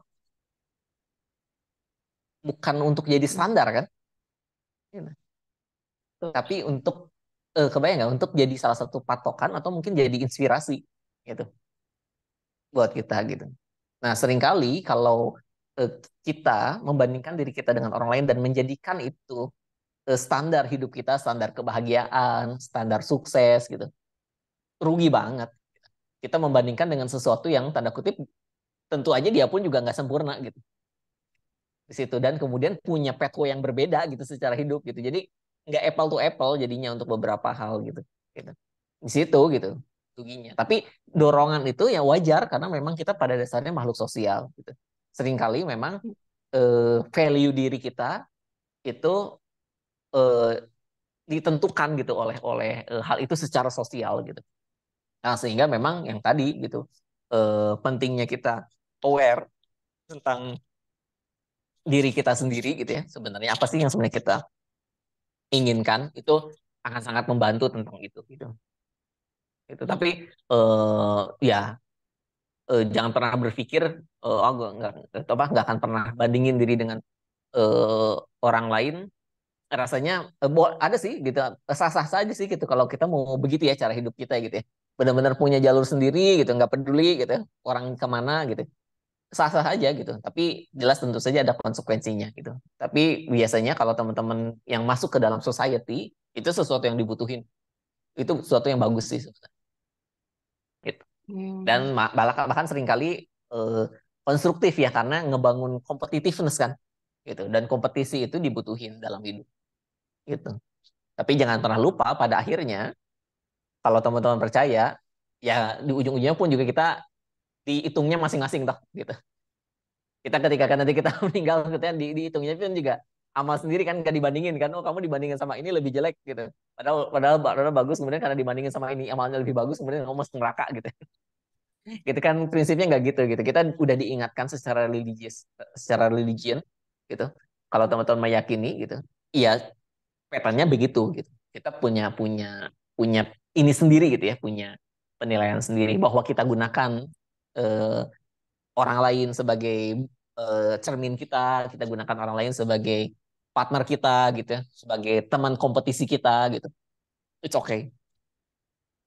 Oh, berarti membandingkan diri itu diperbolehkan aja, sah-sah aja, ketika itu memacu kita untuk mungkin bisa lebih baik lagi gitu ya, Kang ya. Tapi mungkin gimana dengan membandingkan diri yang akhirnya membuat individu itu cenderung untuk menyalahkan dirinya sendiri karena nggak sebaik orang lain gitu ya. Itu Ya, apakah balik lagi ke pemaknaannya ya itu kan individu itu? konsekuensi negatif yang berpeluang muncul dari teknik itu kan sebenarnya gitu. Hmm. Ya sama seperti yang tadi gitu ya, apa nyebelin banget kita apa ngambil ngambil opsi itu pengen positifnya aja tapi nggak mau negatifnya gitu ya gitu. Ya, ya itu ya susah gitu kita hidup dengan cara berpikir begitu gitu. Gitu. Jadi nggak apa-apa kalaupun juga ya emang efeknya kan begitu ya. Kita bandingin itu kadang-kadang kan ada rasa itu kan gitu ya, rasa rendah gitu ya dalam hal itu gitu. Nggak Hmm. apa-apa gitu. Itu valid emosi kita tuh valid banget gitu. Nah, yang perlu di berikutnya kan responnya kita terhadap hal itu. Artinya apa yang membuatku merasa begitu gitu. Itu menjadi cukup penting sebenarnya. Oke, baik. Memang segala sesuatu yang kita pilih itu selalu ada konsekuensinya gitu ya, Kang ya. Baik, Bu. Iya, Baik juga. itu mah rumus dasar ya, rumus dasar hidupnya teman-teman Iya, juga udah tahu betul. pasti. Ya, ada pertanyaan lagi nih, Kang. Mohon saran gimana cara yang tepat untuk merespon orang yang lagi curhat, biar respon yang kita berikan tuh kesannya nggak adu nasib. Terus di sisi lain khawatirnya kalau ketika ada yang curhat kita diem aja tuh nanti salah gitu. Nah itu, Kang. Hmm. Konteksnya curhat mah bebas gitu. Ya, kan itu mah tanpa ada kontrak, tanpa ada batasan apapun kan namanya juga curhat ya itu mah bebas aja sih sebenarnya gitu. Gitu. Tapi kalau konteksnya helping relationship teman-teman gitu seperti yang eh konselor lakukan, seperti yang psikolog lakukan gitu, seperti yang psikiater lakukan gitu atau eh, tenaga-tenaga kesehatan lakukan itu ada kayak semacam prinsipnya, ada kayak semacam tekniknya yang bisa digunakan. Salah satu micro skill yang sangat esensial untuk kita bisa jadi apa ya kayak helper yang oke gitu. Kalau kalau tadi pertanyaan arahnya adalah aku pengen juga sih sebenarnya bisa jadi helper yang bagus setidaknya buat temanku sendiri gitu ya ketika dia curhat adalah listening skill. Itu salah satu keterampilan yang bagus gitu. Eh, ada prinsip-prinsip detail sih, tapi nggak akan agak susah saya jelasin secara detail di sini. Tapi salah satu yang juga perlu dipahami itu ada namanya dynamic of communication gitu. Jadi ada dinamika dari komunikasi. Satu aja yang mau saya promosikan, yang mau pertanyaan nih, tujuan dari komunikasi apa? Untuk menyampaikan informasi dan mendapatkannya. Kan, kan. Hmm.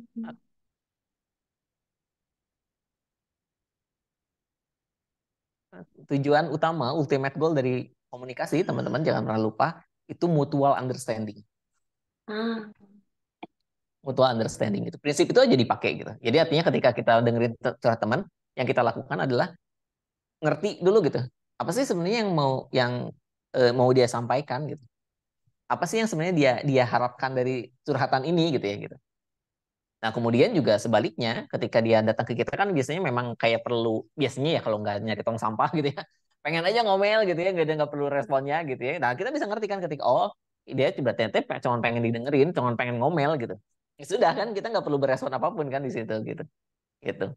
Gitu. Atau mungkin juga jangan-jangan beberapa di antaranya curhat karena memang dia menilai kita adalah bisa jadi cerminan yang bagus gitu. Kalau dapat feedback dari kita itu oke gitu. Ya sudah kan kita ketika kita ngerti oh itu yang dia butuhin, ya kita akan berespon sesuai dengan itu gitu prinsipnya gitu. Ya mutual understanding dan juga jangan pernah lupa dalam proses komunikasi itu mutual. Ketika lawan bicara kita nggak punya willingness buat understand gitu ya, nggak punya willingness buat dengar gitu.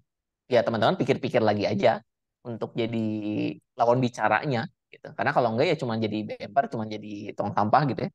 Cuma jadi buat ngeluarin unek-unek gitu kemudian nggak sejahtera pada akhirnya gitu atau bahkan jadi seringkali jadi kayak tadi gitu jadi ngadu nasib dan lain sebagainya gitu ya atau kadang nggak mau kalah gitu dan lain sebagainya ya itu penting untuk diputuskan gitu makanya kalau saya secara personal sebenarnya saya nggak suka dengerin curhat gitu bahkan kalau kalau ada klien dan kemudian orang saya curhat saya akan terbuka tentang itu eh, saya nggak terlalu nyaman untuk dengerin curhat gitu kalau dia mau diskusi tentang sesuatu ada sesuatu yang perlu dibantu dari segi pandang profesional baru saya bisa akan mau gitu supaya enak gitu diskusinya gitu.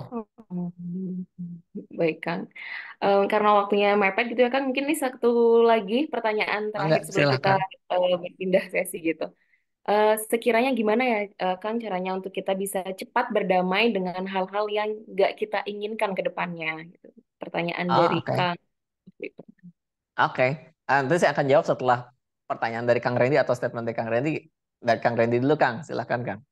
Yang Boleh present sih. dulu.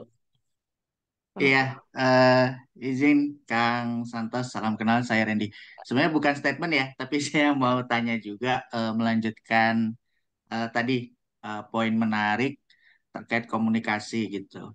Ini sebenarnya problem saya pribadi juga ya, Kang Santos. Dalam arti eh, sampai saat ini saya ada problem gitu ya, dan itu terkait komunikasi seperti itu. Artinya eh problem tersebut sebenarnya itu saya sudah tahu gitu ya solusinya itu adalah komunikasi dan saya sepakat dengan Kang Santos tadi bahwa mutual understanding itu penting tapi gimana caranya gitu Kang ketika ada satu pihak gitu ya satu pihak tuh yang sangat sangat kekeh gitu ya atau keras kepala itu susah untuk kita arahkan gitu biar biar sama-sama understanding seperti itu. Padahal dari saya misalnya ya problem itu saya dengan misalnya dengan keluarga saya gitu misalkan. Nah, ada beberapa anggota keluarga itu yang kekeh yang saya maksud tadi sehingga padahal saya tuh sudah kayak apa istilahnya sudah menurunkan gitu ya, menurunkan bahwa ayo dong ini bisa loh masalah ini tuh terselesaikan kalau kita duduk bersama, duduk bareng dan eh, kita bisa solve bareng-bareng gitu. Tapi ada saja ya namanya banyak kepala gitu Kang ya, jangankan orang lain di keluarga saja itu pasti ada yang berbeda gitu walaupun kita seketurunan atau satu darah seperti itu. Nah, kira-kira ada nggak saran dari Kang Santos gimana saya harus memposisikan gitu ya, atau saya harus bersikap di mana saya tuh pingin ini tuh segera terpecahkan, masalah ini terpecahkan, tapi ada pihak-pihak tuh yang kekeh gitu. Kadang-kadang sampai saya tuh kepikiran kayaknya perlu saya bawa periksa semua ini keluarga saya untuk konsul gitu ke profesional biar biar tahu dan biar solusi yang pengen kita pecahkan itu segera segera ada seperti itu. Itu Kang Santos. Hmm. Benar. Oke, sampai Kang Randy. Eh, bahkan untuk banyak hal ya, untuk salah satu juga untuk di dulu pernah ada almarhum dosen saya gitu. Dia ahli di marriage relationship gitu. Ahli banget di relationship terus kemudian nanya, biasanya masalah yang sering kali muncul teh apa sih gitu? Apa masalah ekonomi gitu ya, masalah tentang orang ketiga dan lain sebagainya gitu. Enggak gitu ternyata gitu ya. Ada kalau menurut beliau tuh intinya sih masalah tuh sebenarnya ada dua gitu biasanya kalau di rumah tangga salah satunya yaitu seksual gitu. Seksual ini bukan berarti selalu terkait sama hubungan seksual itu, tapi seksualitas secara umum gitu, perhatian dan sebagainya. Kemudian yang kedua adalah komunikasi, Kang. Itu masalah mendasar lah sebenarnya untuk banyak hal gitu, dan itu esensial memang gitu di situ gitu. Kalau ngedengar ceritanya kan Kang Reni bukannya tidak belum pernah mengupayakan sama sekali tentang bagaimana komunikasi itu bisa terjalin dengan baik ya kan? itu Ya, itu kan itu tuh dan prosesnya udah kayaknya udah banyak hal yang dilakukan, tapi kemudian hal itu bisa tidak juga terbangun gitu ya, kesepakatan itu gitu. Nah itu tuh itu valid tuh kan, itu bisa jadi memang kan yang jangan perlu Pak, saya nggak siapin slide-nya. Jadi ada istilah yang namanya frame of reference gitu. Jadi kalau di dynamic communication tuh ada, kalau dosen saya tuh masih taunya sederhana, ada air, ada attending, ada interpreting, ada responding secara proses kita itu. Jadi kita ngobrol nih sekarang nih, Kang Reni nyampein informasi kan. Saya kan attend kan, saya attend untuk ngedengerin Kang Reni, kemudian saya interpreting kan di dalam diri saya. Nah, ketika proses interpreting ini nih yang rumit Kang, gitu. Karena saya punya frame of reference-nya saya kan, gitu, untuk menilai itu gitu. Kemudian responding pun juga bukan perkara sederhana. Kadang-kadang sering pernah nggak kejadian, saya tuh mikirnya A, tapi ketika nyampein tuh aduh gitu nggak berhasil gitu, dan iya, ketangkapnya tuh malah XYZ gitu ya, jadi salah paham orang gitu nggak gitu ya. Kebayang itu serumit itu gitu si dinamika dari komunikasi. Positioningnya rasanya nggak mudah gitu kalau lihat kondisinya Kang Randy, dan konteksnya pun juga apalagi kaitannya sama keluarga, aduh rumit banget karena pasti melibatkan emosi gitu, melibatkan hal yang sifatnya prinsipil gitu. Nah itu Kang malah karena itu perlu eh, cek lagi sebenarnya gitu, diajekan lagi ini mau ujungnya mau dibawa kemana gitu. Itu tuh menjadi penting karena jangan-jangan berusaha untuk mengkomunikasikan ini menjadi saling paham dan sebagainya itu bukan sesuatu yang worth it buat diupayain kan gitu. Bisa jadi malah ya udah diputusin dengan sikapnya masing-masing dan lain sebagainya gitu, dengan berbagai konsekuensinya itu bisa jadi alternatif terbaik gitu, karena tadi dinamikanya nggak sederhana, dan jangan lupa proses kan, itu sesuatu yang memang perlu dibangun gitu ya. Kalau walaupun misalnya wah selama ini prosesnya nggak berjalan dengan baik, banyak salah paham dan sebagainya, kebayang nggak, ngekonstruksi ulang itu lebih lebih susah daripada ngebangun dari awal gitu. iya, Sama kayak trust gitu. Nah, tapi kalau memang ternyata itu yang menjadi tujuannya, enggak, ini sesuatu yang harus diselesaikan bersama, ini sesuatu yang memang harus dibangun betul sampai terjadi apa pemahaman yang sama. Artinya proses panjang itu yang memang perlu diupayakan. Tekniknya sih sebenarnya sesederhana itu, Kang, gitu. Dahulukan mengerti sebelum kita membuat orang lain jadi mengerti, gitu. Itu tips dari Stephen Covey sebenarnya, bukan dari saya. Tips dari Stephen Covey itu dahulukan mengerti sebelum kita membuat orang lain mengerti. Jadi kalau kalian ini merasa, ah kok dia nggak ngerti-ngerti ya, jangan-jangan problemnya adalah saya belum mengerti betul tentang apa sebenarnya isi kepalanya, apa sebenarnya yang jadi concernnya, gitu. Kalau Kang Reddy memposisikan diri sebagai orang yang mau berusaha membuat orang jadi mengerti, gitu, gitu. Nah, tapi kan sebenarnya biasanya dalam relasi ya jangan satu arah dong, harusnya dua-duanya saling mengerti dan sebagainya. Nah itu yang perlu dicek, apakah Kang Reddy menangkap lawan bicara atau orang lain itu punya concern nggak sih sebenarnya untuk jadi ngerti? Jangan-jangan enggak. Jadi bisa jadi percuma, Kang. Dari situ kita bisa mutusin. Gitu, Kang. siap. Sederhananya, Atur nuhun ya. Kang Santos Bisa, penjelasannya. bisa dibaca bukunya Stephen Covey, Seven Habits itu masih masih oke kok gitu, walaupun buku Siap, jadul. siap. Gitu. Gitu. Tadi kemudian ada pertanyaan satu lagi ya, Mbak Elsa ya, tentang apa? Gimana supaya Ya, betul, Kang. Bagaimana supaya kita bisa cepat berdamai dengan hal-hal yang tidak kita inginkan ke depannya. eh berdamai eh pertanyaannya sederhana sebenarnya tapi jawabannya ini agak rumit sebenarnya. Karena eh dia dulu tuh pernah ada siapa ya? Dulu tuh ada ustadz bagus banget gitu dia. Dia ngasih ilustrasi bagus gitu. Jadi itu kan intinya bagaimana supaya cepat move on kan sebenarnya gitu ya. Gitu, gitu ya. Kan misalnya kita berdiri tuh, kita berdiri kemudian biasanya tuh orang yang tadi ya ketika dapat sesuatu yang mengecewakan tuh kita kayak lagi berdiri membelakangi cahaya gitu loh. Nah, kemudian yang kita lihat tuh bayang-bayang gitu loh. Itu tuh biasanya tuh kayak gitu ilustrasinya. Nah, sebenarnya sesederhana kita balikin badan, kemudian bergerak menuju cahaya. Kebayang nggak? Gitu. Secara ilustrasi itu begitu. Jadi kalau tadi mau cepat untuk kayak move on, cepat tadi berdamai, itu willing nggak kita buat ngebalik, willing nggak kita buat kayak ganti fokus kita pada bukan bukan bukan lagi pada bayang-bayang itu kan bayang-bayang itu artinya sebenarnya sesuatu yang udah lalu kan gitu pada sesuatu yang buat kita itu nggak nyaman terus kemudian fokus pada hal yang sifatnya ke depan gitu ya cahaya yang mau kita tuju gitu sederhananya begitu gitu nah kalau kaitannya sama marah ya kaitannya sama dendam itu ada Seligman salah satu tokoh di positive psychology itu ngasih ilustrasi yang bagus kalau kita kayak kayak semacam tanda kutip kita ngerasa dizolimi gitu ya kita sakit hati kita nggak nyaman gitu ya bahkan marah gitu tentang perilaku seseorang itu dan kita memendam itu gitu ya dan kita nyimpan itu tuh sama kayak kayak ada orang yang nancepin celurit gede ke dada kita gitu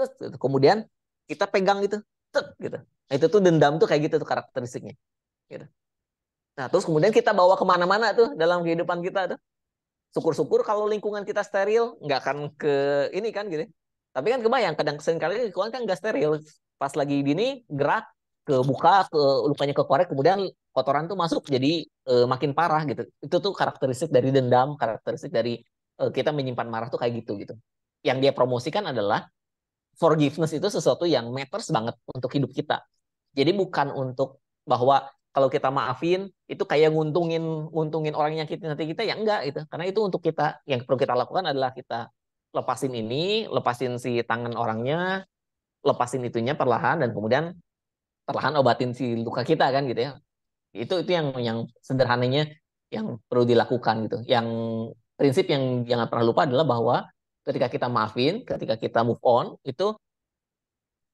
enggak berarti kita ngasih hadiah buat orang yang bikin kita kecewa, orang yang bikin kita sakit hati gitu. Enggak gitu. Karena itu perilaku buat diri kita sendiri sebenarnya gitu. Biasanya akan lebih lebih lega ya gitu. Bahwa kita masih kesel bahwa orang itu seseorang yang eh, kita nggak suka, kita tetap pegang itu nggak apa-apa, it's okay gitu. Hak kita kok untuk punya penilaian semacam itu gitu. Tapi kita perlu forgive tentang hal itu gitu. Itu kalau konteksnya ini ya dendam. Gitu, Ya, Elsa. baik, Kang. Sebenarnya ada beberapa yang masuk di DM saya, tapi karena mohon maaf teman-teman karena waktunya sudah mepet gitu ya. Mungkin selanjutnya Kenapa bisa DM ke Elsa? Kenapa nggak langsung di chat aja? Malu-malu. malu katanya Kang. Ya, betul. Jadi mungkin selanjutnya bisa langsung sosialisasi tentang program P2K2 kali ya Kang ya. Oke, oke, oke. Oke, silakan Baik, Kang. teman-teman. eh Ya ini fasilitas yang teman-teman punya selama teman-teman mahasiswa Unpad atau bagian dari Sivitas Akademika Unpad. Ini fasilitas yang bisa teman-teman digunakan gitu. Namanya P2K2, Pusat Penguatan Karakter Konseling Universitas Pajajaran gitu. Dari situ kita bisa lihat layanannya bukan cuma konseling, tapi juga ada kaitannya sama penguatan karakter artinya untuk pengembangan diri dan lain sebagainya. Program-program itu juga kita punya. Ini nanti bisa di-share aja si PPT-nya. Saya ingin berikutnya lanjut aja ke berikutnya ini sejarah. Kemudian, nah ini pengelolanya eh, ada ada biasanya disebut Mbak Oli, dipanggil Mbak Olin gitu ya. Beliau yang mengepalai P2K2, ada tim di dalamnya. Mungkin kalau teman-teman mau ke layanan konseling berikutnya, ini ada psikolog yang standby. Nah, ada 5 psikolog yang standby dan juga dibantu juga sama teman-teman asisten psikolog yang termasuk mahasiswa magister profesi di Unpad. Jadi banyak sebenarnya bisa layanin teman-teman gitu. Jadi Walaupun juga dengan sebanyak ini antriannya masih luar biasa gitu. Kita masih sulit untuk mengurai antrian sampai dengan saat ini gitu. Tapi ya paling lambat sebulan lah, atau ya paling ada sih yang kasus 2 bulan, tapi sekarang udah jarang. Sebulan lah paling lambat teman-teman nunggu. Is oke lah, daripada nggak sama sekali ya gitu ya. Daftar aja dulu gitu ya. Gitu, dan kemudian nanti bisa ditangani. Untuk alumni sebenarnya nggak dilayani secara langsung. Biasanya ketika ada alumni yang daftar, kita refer ke PIP Unpad. Itu yang di Dago. Kenapa? Karena ya kita prioritaskan yang masih aktif ya, masih bagian dari sivitas akademika yang aktif. Karena bukan cuma mahasiswa, tapi juga termasuk teknik sama dosen juga kita tanganin gitu. Jadi tidak jadi prioritas untuk alumni gitu. Gitu. Dan PIP itu lebih bisa diakses sebenarnya kalau buat alumni, dan kemudian berbayar sih memang kalau di PIP gitu. Jadi rasanya kalau buat alumni ya secara kita asumsikan secara ekonomi lebih lebih ini gitu ya, lebih visible. Dan memang kan tuh alumni juga nggak bayar SPP toh gitu, nggak masih bayar ke Unpad toh gitu, karena toh sebenarnya ini juga walaupun seolah-olah gratis, sebenarnya ya nggak bayar juga, karena kan teman-teman bayar, kita juga di apa secara profesional di Uni sama Unpad gitu. Jadi ada kok gitu ininya gitu ya, si apa bayar kok sebenarnya gitu ya oleh biaya yang gabung ke SPP dan lain sebagainya. Area layanannya begini udah disampaikan. Selanjutnya berikutnya ini ada sering ada webinar dan sebagainya, ada IG-nya ya, jangan lupa follow IG-nya, nanti kita liatin IG-nya P2K2. Berikutnya berikutnya ini yang sangat penting berikutnya. Yang tadi kita udah diskusikan, langsung aja ke gimana caranya gitu. Ini kan kita udah bahas ya. Nah, jadi layanannya ada 2, bisa online, bisa offline gitu. Dan naik begini teman-teman, prosedur pendaftaran layanannya gitu. Jadi bisa akses via Gform, boleh di eh, screenshot, terus kemudian masuk ke link Bitly-nya, pendaftaran konselingnya. Nanti isi di situ ada beberapa pertanyaan yang perlu diisi. Nanti biasanya akan dikontak sama admin gitu. Dan ada jam ininya, jam pengisiannya. Seringkali misalnya kalau kok saya nggak bisa ngisi, nggak bisa masuk ke linknya, dan kemudian ketika lihat jam 5 sore gitu ya, ya karena memang biasanya udah ditutup sama adminnya gitu. Atau di tanggal merah juga biasanya ditutup gitu. Tapi kadang-kadang ada juga lupa gitu ya, kemudian masih bisa daftar, masih mungkin kok. Jadi coba aja diakses teman-teman. Tapi sebaiknya daftar di jam kerja itu, di antara jam 9 sampai jam 4 sore gitu. Nanti admin akan kontak, kemudian nanti akan dijadwalkan sama psikolognya. Itu beberapa sih sebenarnya kalau kayak yang repeat ya gitu ya. Bisa dengan si notes tuh di isiannya, mau sama siapa psikolognya gitu ya, itu juga memungkinkan gitu. Coba aja di ini gitu. Tapi biasanya kita akan cocokkan eh, psikolognya siapa itu sesuai dengan keluhannya biasanya. Kemudian sesuai juga kadang-kadang kan ada preferensi ya. Misalnya nggak mau sama cewek, nggak mau sama cowok gitu ya, gitu. Karena berkaitan sama kasusnya spesifik banget gitu ya. Itu it's okay, nanti bisa disampaikan di formnya gitu. Kemudian ya layanannya bisa online, bisa offline. Tempatnya enak kok gitu, udah baru dibenerin sekarang. Ya Elsa ya. Kalau kemarin-kemarin Ya waktu habis betul pandemi banget. itu karena kosong lama, banyak rayap gitu. Kalau sekarang udah udah enak Udah gitu. jauh lebih Berikutnya nyaman kan sekarang. jauh lebih nyaman. Lokasinya di mana? Coba lihat di slide berikutnya. Nah, di sini lokasinya nih, teman-teman. Jadi eh, patokannya ini aja, Kandaga pasti pada tahu kan? Kandaga. Jadi kalau misalnya dari Gerlam itu berarti kan nanjak jam apa? Tanjakan Cinta itu. Terus kemudian belok kiri, nanti sebelah kanan Kandaga. Nah, nanti lurus lagi eh ada farmasi, kalau nggak salah tuh ada psikologi. Nah, seberang psikologi itu ada gedungnya. Nah, gedungnya itu kayak gitu tuh yang ada di foto tuh. Gitu. Kalau dari luar nampak suram ya memang gitu. Tapi dalamnya enak kok, ber-AC. Cuman kalau ngarep di situ nunggu ada wifi-nya, kayaknya lagi nggak oke ya sekarang ya. Saya wifi-nya lagi jelek banget ya. Gitu di situ nggak nyampe bahkan wifi-nya Oh, Unpad. Nggak tahu tapi udah nggak sekarang atau udah? Udah udah oke. Oh udah oke ada sekarang itunya ya. wifi udah Udah oke. lancar. Nah tuh bisa nongkrong-nongkrong di situ juga bisa. Gitu di situ. Ada ruang tunggunya lumayan nyaman. Dispenser ada, cuman kayaknya nggak tahu ya, udah isiannya udah ini belum ya gitu ya, gitu. Tapi ruang konselingnya oke kok gitu, ruang konselingnya bisa dibilang enak, suasananya juga enak, jarang orang lalu lalang dan sebagainya, cukup nyaman gitu. Itu sih paling sosialisasinya. Dan kemudian ya ini brandingnya free of charge ya. Sebenarnya seperti yang tadi saya sampaikan, betul nggak harus bayar di tempat, tapi sebenarnya teman-teman ini fasilitas yang teman-teman berhak untuk menggunakannya gitu. Gitu. Gitu. Bisa ini IG-nya. Kemudian kalau ada apa-apa bisa kontak ke email. Kalau misalnya mau kayak diskusi, teman-teman bisa bikin program pengembangan gitu ya, atau program meningkatin sesuatu gitu. Coba aja gitu. Kita diskusikan gitu. Gitu. Oke, baik. Terima kasih, Kang. Tadi juga ada yang bertanya gitu ya ke saya, udah daftar beberapa waktu yang lalu, tapi belum ada panggilan nih. Nah, tadi udah jelaskan juga sama Kang Santos bahwa karena cukup banyak antrian, jadi mungkin perlu menunggu gitu ya, Kang ya, karena memang banyak gitu. Iya betul. Kayak gitu terus kadang-kadang eh apa ya misalnya kalau kayak gitu nggak apa-apa sih daftar lagi aja cobain ya gitu ya. Misalnya takutnya tuh pernah karena saya juga pernah nanganin klien yang tanda kutip ke skip karena sebenarnya udah dijadwalin tapi kemudian sempat kayak miskontak gitu ya. Jadi dia ngasih kontaknya nggak sesuai, dikirim ke email nggak dibuka emailnya gitu ya. Terus kemudian di adminnya tuh dianggap sudah di-assign gitu.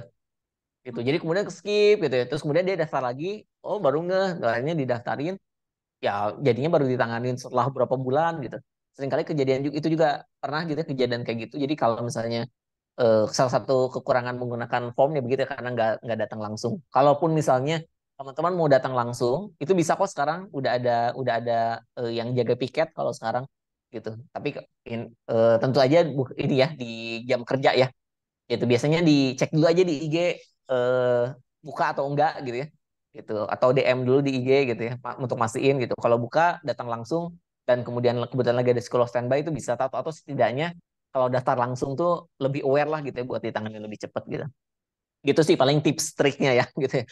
Gitu. Kalau yang mau kalau mestinya lebih praktis ya tadi ya lewat form aja. Gitu. Pasti dilihat kok sebenarnya. Ya, Gitu. betul. Jadi, oke, ini itu ya teman-teman fasilitas dari P2K2 bahwa kita tuh punya satu fasilitas yang bisa kita manfaatkan nih mumpung brandingnya tadi gratis gitu ya, walaupun kita kan juga baru KT gitu ya. Nah, eh mungkin ini menyarankan juga mengingatkan gitu ya, yang sudah mengikuti webinar ini bisa mengisi link presensi. Oke, jadi cukup cukup banyak kan sebenarnya insight-insight yang kami dapatkan gitu ya hari ini dengan sharing dengan Kang Santos gitu ya, mulai dari bagaimana individu itu punya potensi dan bagaimana pada akhirnya setiap kejadian buruk atau kejadian yang tidak menyenangkan dan menyakiti setiap individu tuh kita jangan lupa bahwa kita tuh selalu punya banyak pilihan dan alternatif untuk bagaimana kita meresponnya itu. Jadi tergantung bagaimana penghayatannya gitu ya, Kang ya. Nah, mungkin itu saja dan kita sudah berada di akhir sesi nih, Kang. Mungkin ada close statement dari Kang Santos sebelum saya akhiri. Oh, ya paling yang mau diingetin itu lagi aja ya. Gitu, teman-teman rasanya udah ada di jalur yang benar untuk jadi manusia gitu ya gitu. Karena teman-teman lagi ada di jalur sebagai scientist gitu. Dan kalau kata Kelly bilangnya orang yang sehat mental, orang yang berkembang itu good scientist gitu. Gitu. Jadi itu sesuatu yang rasanya layak disyukuri gitu. Tapi perjalanan teman-teman sekarang jadi seorang scientist, jadi seorang akademisi itu eh, perlu perlu ditunjang juga sama responsibility yang bagus gitu ya terkait sama peran yang teman-teman dapatkan SORD apalagi punya punya responsibility yang berbeda juga ya sebenarnya sama yang bukan ORD LPDP gitu. Itu eh, satu sisi anugerah, satu sisi juga tanda kutip kutukan gitu ya gitu sama kayak anak psikologi juga sama gitu. Makanya masuk psikologi itu udah dikutuk gitu untuk eh, buat orang tuh punya harapan gitu untuk bisa bantu dia juga termasuk juga teman-teman gitu. Jadi so nikmatin prosesnya dan ya rasanya banyak hal yang bisa disyukuri gitu dari apa yang sudah teman-teman jalanin. Itu aja, Elsa. Baik. Terima kasih banyak Kang Santos yang telah berbagi ilmu. Banyak banget di waktu kita yang singkat pada pagi yang udah menuju siang nih, udah siang nih gitu. Saya juga mengapresiasi juga untuk seluruh audiens yang telah hadir dan antusiasmenya. Baik, sekali lagi terima kasih dan mohon maaf kalau misalnya selama 2 jam, hampir 2 jam ini nih gitu ada kesalahan yang mungkin saya ucapkan gitu. Baik, saya Elsa Fitriana selaku moderator pamit undur diri. Terima kasih atas perhatiannya. Untuk saya selanjutnya saya kembalikan kepada MC. Silahkan. Baik, terima kasih banyak Kang Santos atas ilmunya yang telah diberikan kepada kita semua di sini para peserta dan juga kepada Teh moderator ya Teh Elsa Sofi yang telah memandu diskusi yang menarik ini. Sekali lagi acara ataupun tema diskusi mengenai kesehatan mental sangat menarik ya untuk dikaji dan diizinkan juga di sini untuk sedikit menyampaikan beberapa mungkin ya yang bisa di-highlight bahwasanya tadi dibuka ya diskusi tentang semakin cerdas seseorang apakah semakin sehat mentalnya. Mungkin di akhir bahwasanya memang banyak sekali ya yang berpengaruh terhadap gangguan mental seseorang ataupun kesehatan mental seseorang. Dan juga bahwasanya tidak ada sesuatu yang tiba-tiba termasuk gangguan seseorang sehingga ketika sudah berada kesadaran kita bahwasanya kita memiliki gangguan diharapkan kita bisa memberikan ataupun meminta bantuan atau pertolongan seperti itu.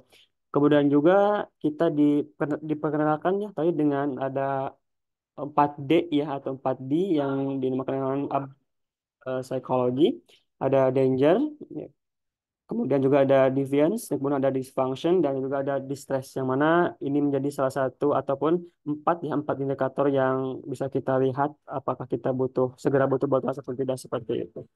Kemudian juga ada problem yang memang sering muncul ya perihal kesehatan mental ini dan ini juga menjadi ataupun dapat menjadi perhatian kita agar bisa kita mengatasinya seperti anxiety, emotional regulation, interpersonal relation, ada kelelahan, cycle problems dan juga self harm. Kemudian juga ada dua penyebab ya perihal kesehatan mental ini ada intrapersonal dan juga interpersonal. Kemudian juga ya, di akhir bahwasanya disampaikan bahwasanya kondisi healthy dan unhealthy ini merujuk kepada eh, apa seorang itu bisa berperilaku sebagai kompeten saintis dan juga tidak kompeten saintis seperti itu. Baik, terima kasih banyak sekali lagi kepada para narasumber ya. Terima kasih banyak atas ilmu yang diberikannya. Saya sangat bahagia sekali menerima ilmu yang baru ini. Kemudian selanjutnya ada penyerahan sertifikat dari tim panitia. Oleh karenanya, kami persilakan kepada tim panitia untuk dapat memberikan sertifikat kepada para pemateri. Kami persilakan. Baik, ya, saya sebagai perwakilan dari panitia Kang Santos, perkenalkan saya Atika. Berikut ada sedikit seserahan begitu ya berbentuk sertifikat atas rasa terima kasih kami sudah mau memberikan dan berbagi ilmu mengenai kesehatan mental dan mudah-mudahan ini jadi insight buat teman-teman yang statusnya awardee dan juga mahasiswa Unpad ya Kang ya, supaya rajin-rajin untuk main begitu ke P2K2 dan juga ke PIP. Baik, silakan di screenshot mungkin ya, Kang ya, panitia.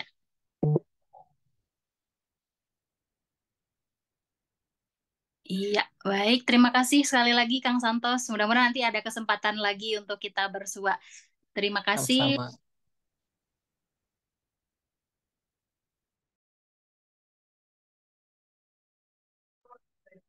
Baik, terima kasih kepada Teh Atika yang telah ataupun Teh Atika selaku ketua pelaksana pada acara webinar kali ini yang telah menyampaikan sertifikat kepada Kang Santos ya selaku pemateri pada acara webinar kali ini.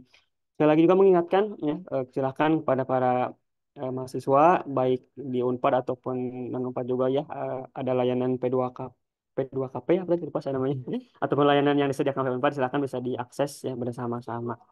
Kemudian setelahnya sebelum ditutup ini ada agenda yang paling krusial sebetulnya. Ya ini agenda dokumentasi ya. Jadi mohon maaf bagi para peserta untuk bisa mengaktif kalau tidak ada kendala kita ada agenda sesi dokumentasi. Silakan kami beri waktu bagi Akang Teteh atau Bapak Ibu yang belum mengaktifkan kameranya untuk dapat menyalakan kameranya terlebih dahulu.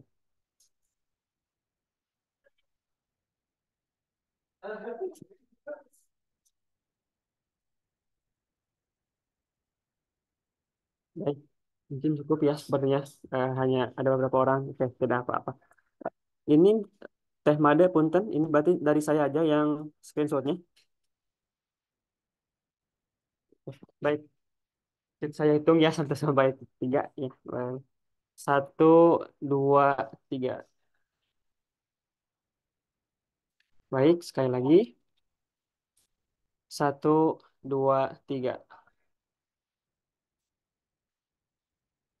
Baik, terima kasih banyak buat para materi, para peserta dengan dokumentasi berikut sudah menandakan bahwasanya acara kita sudah selesai.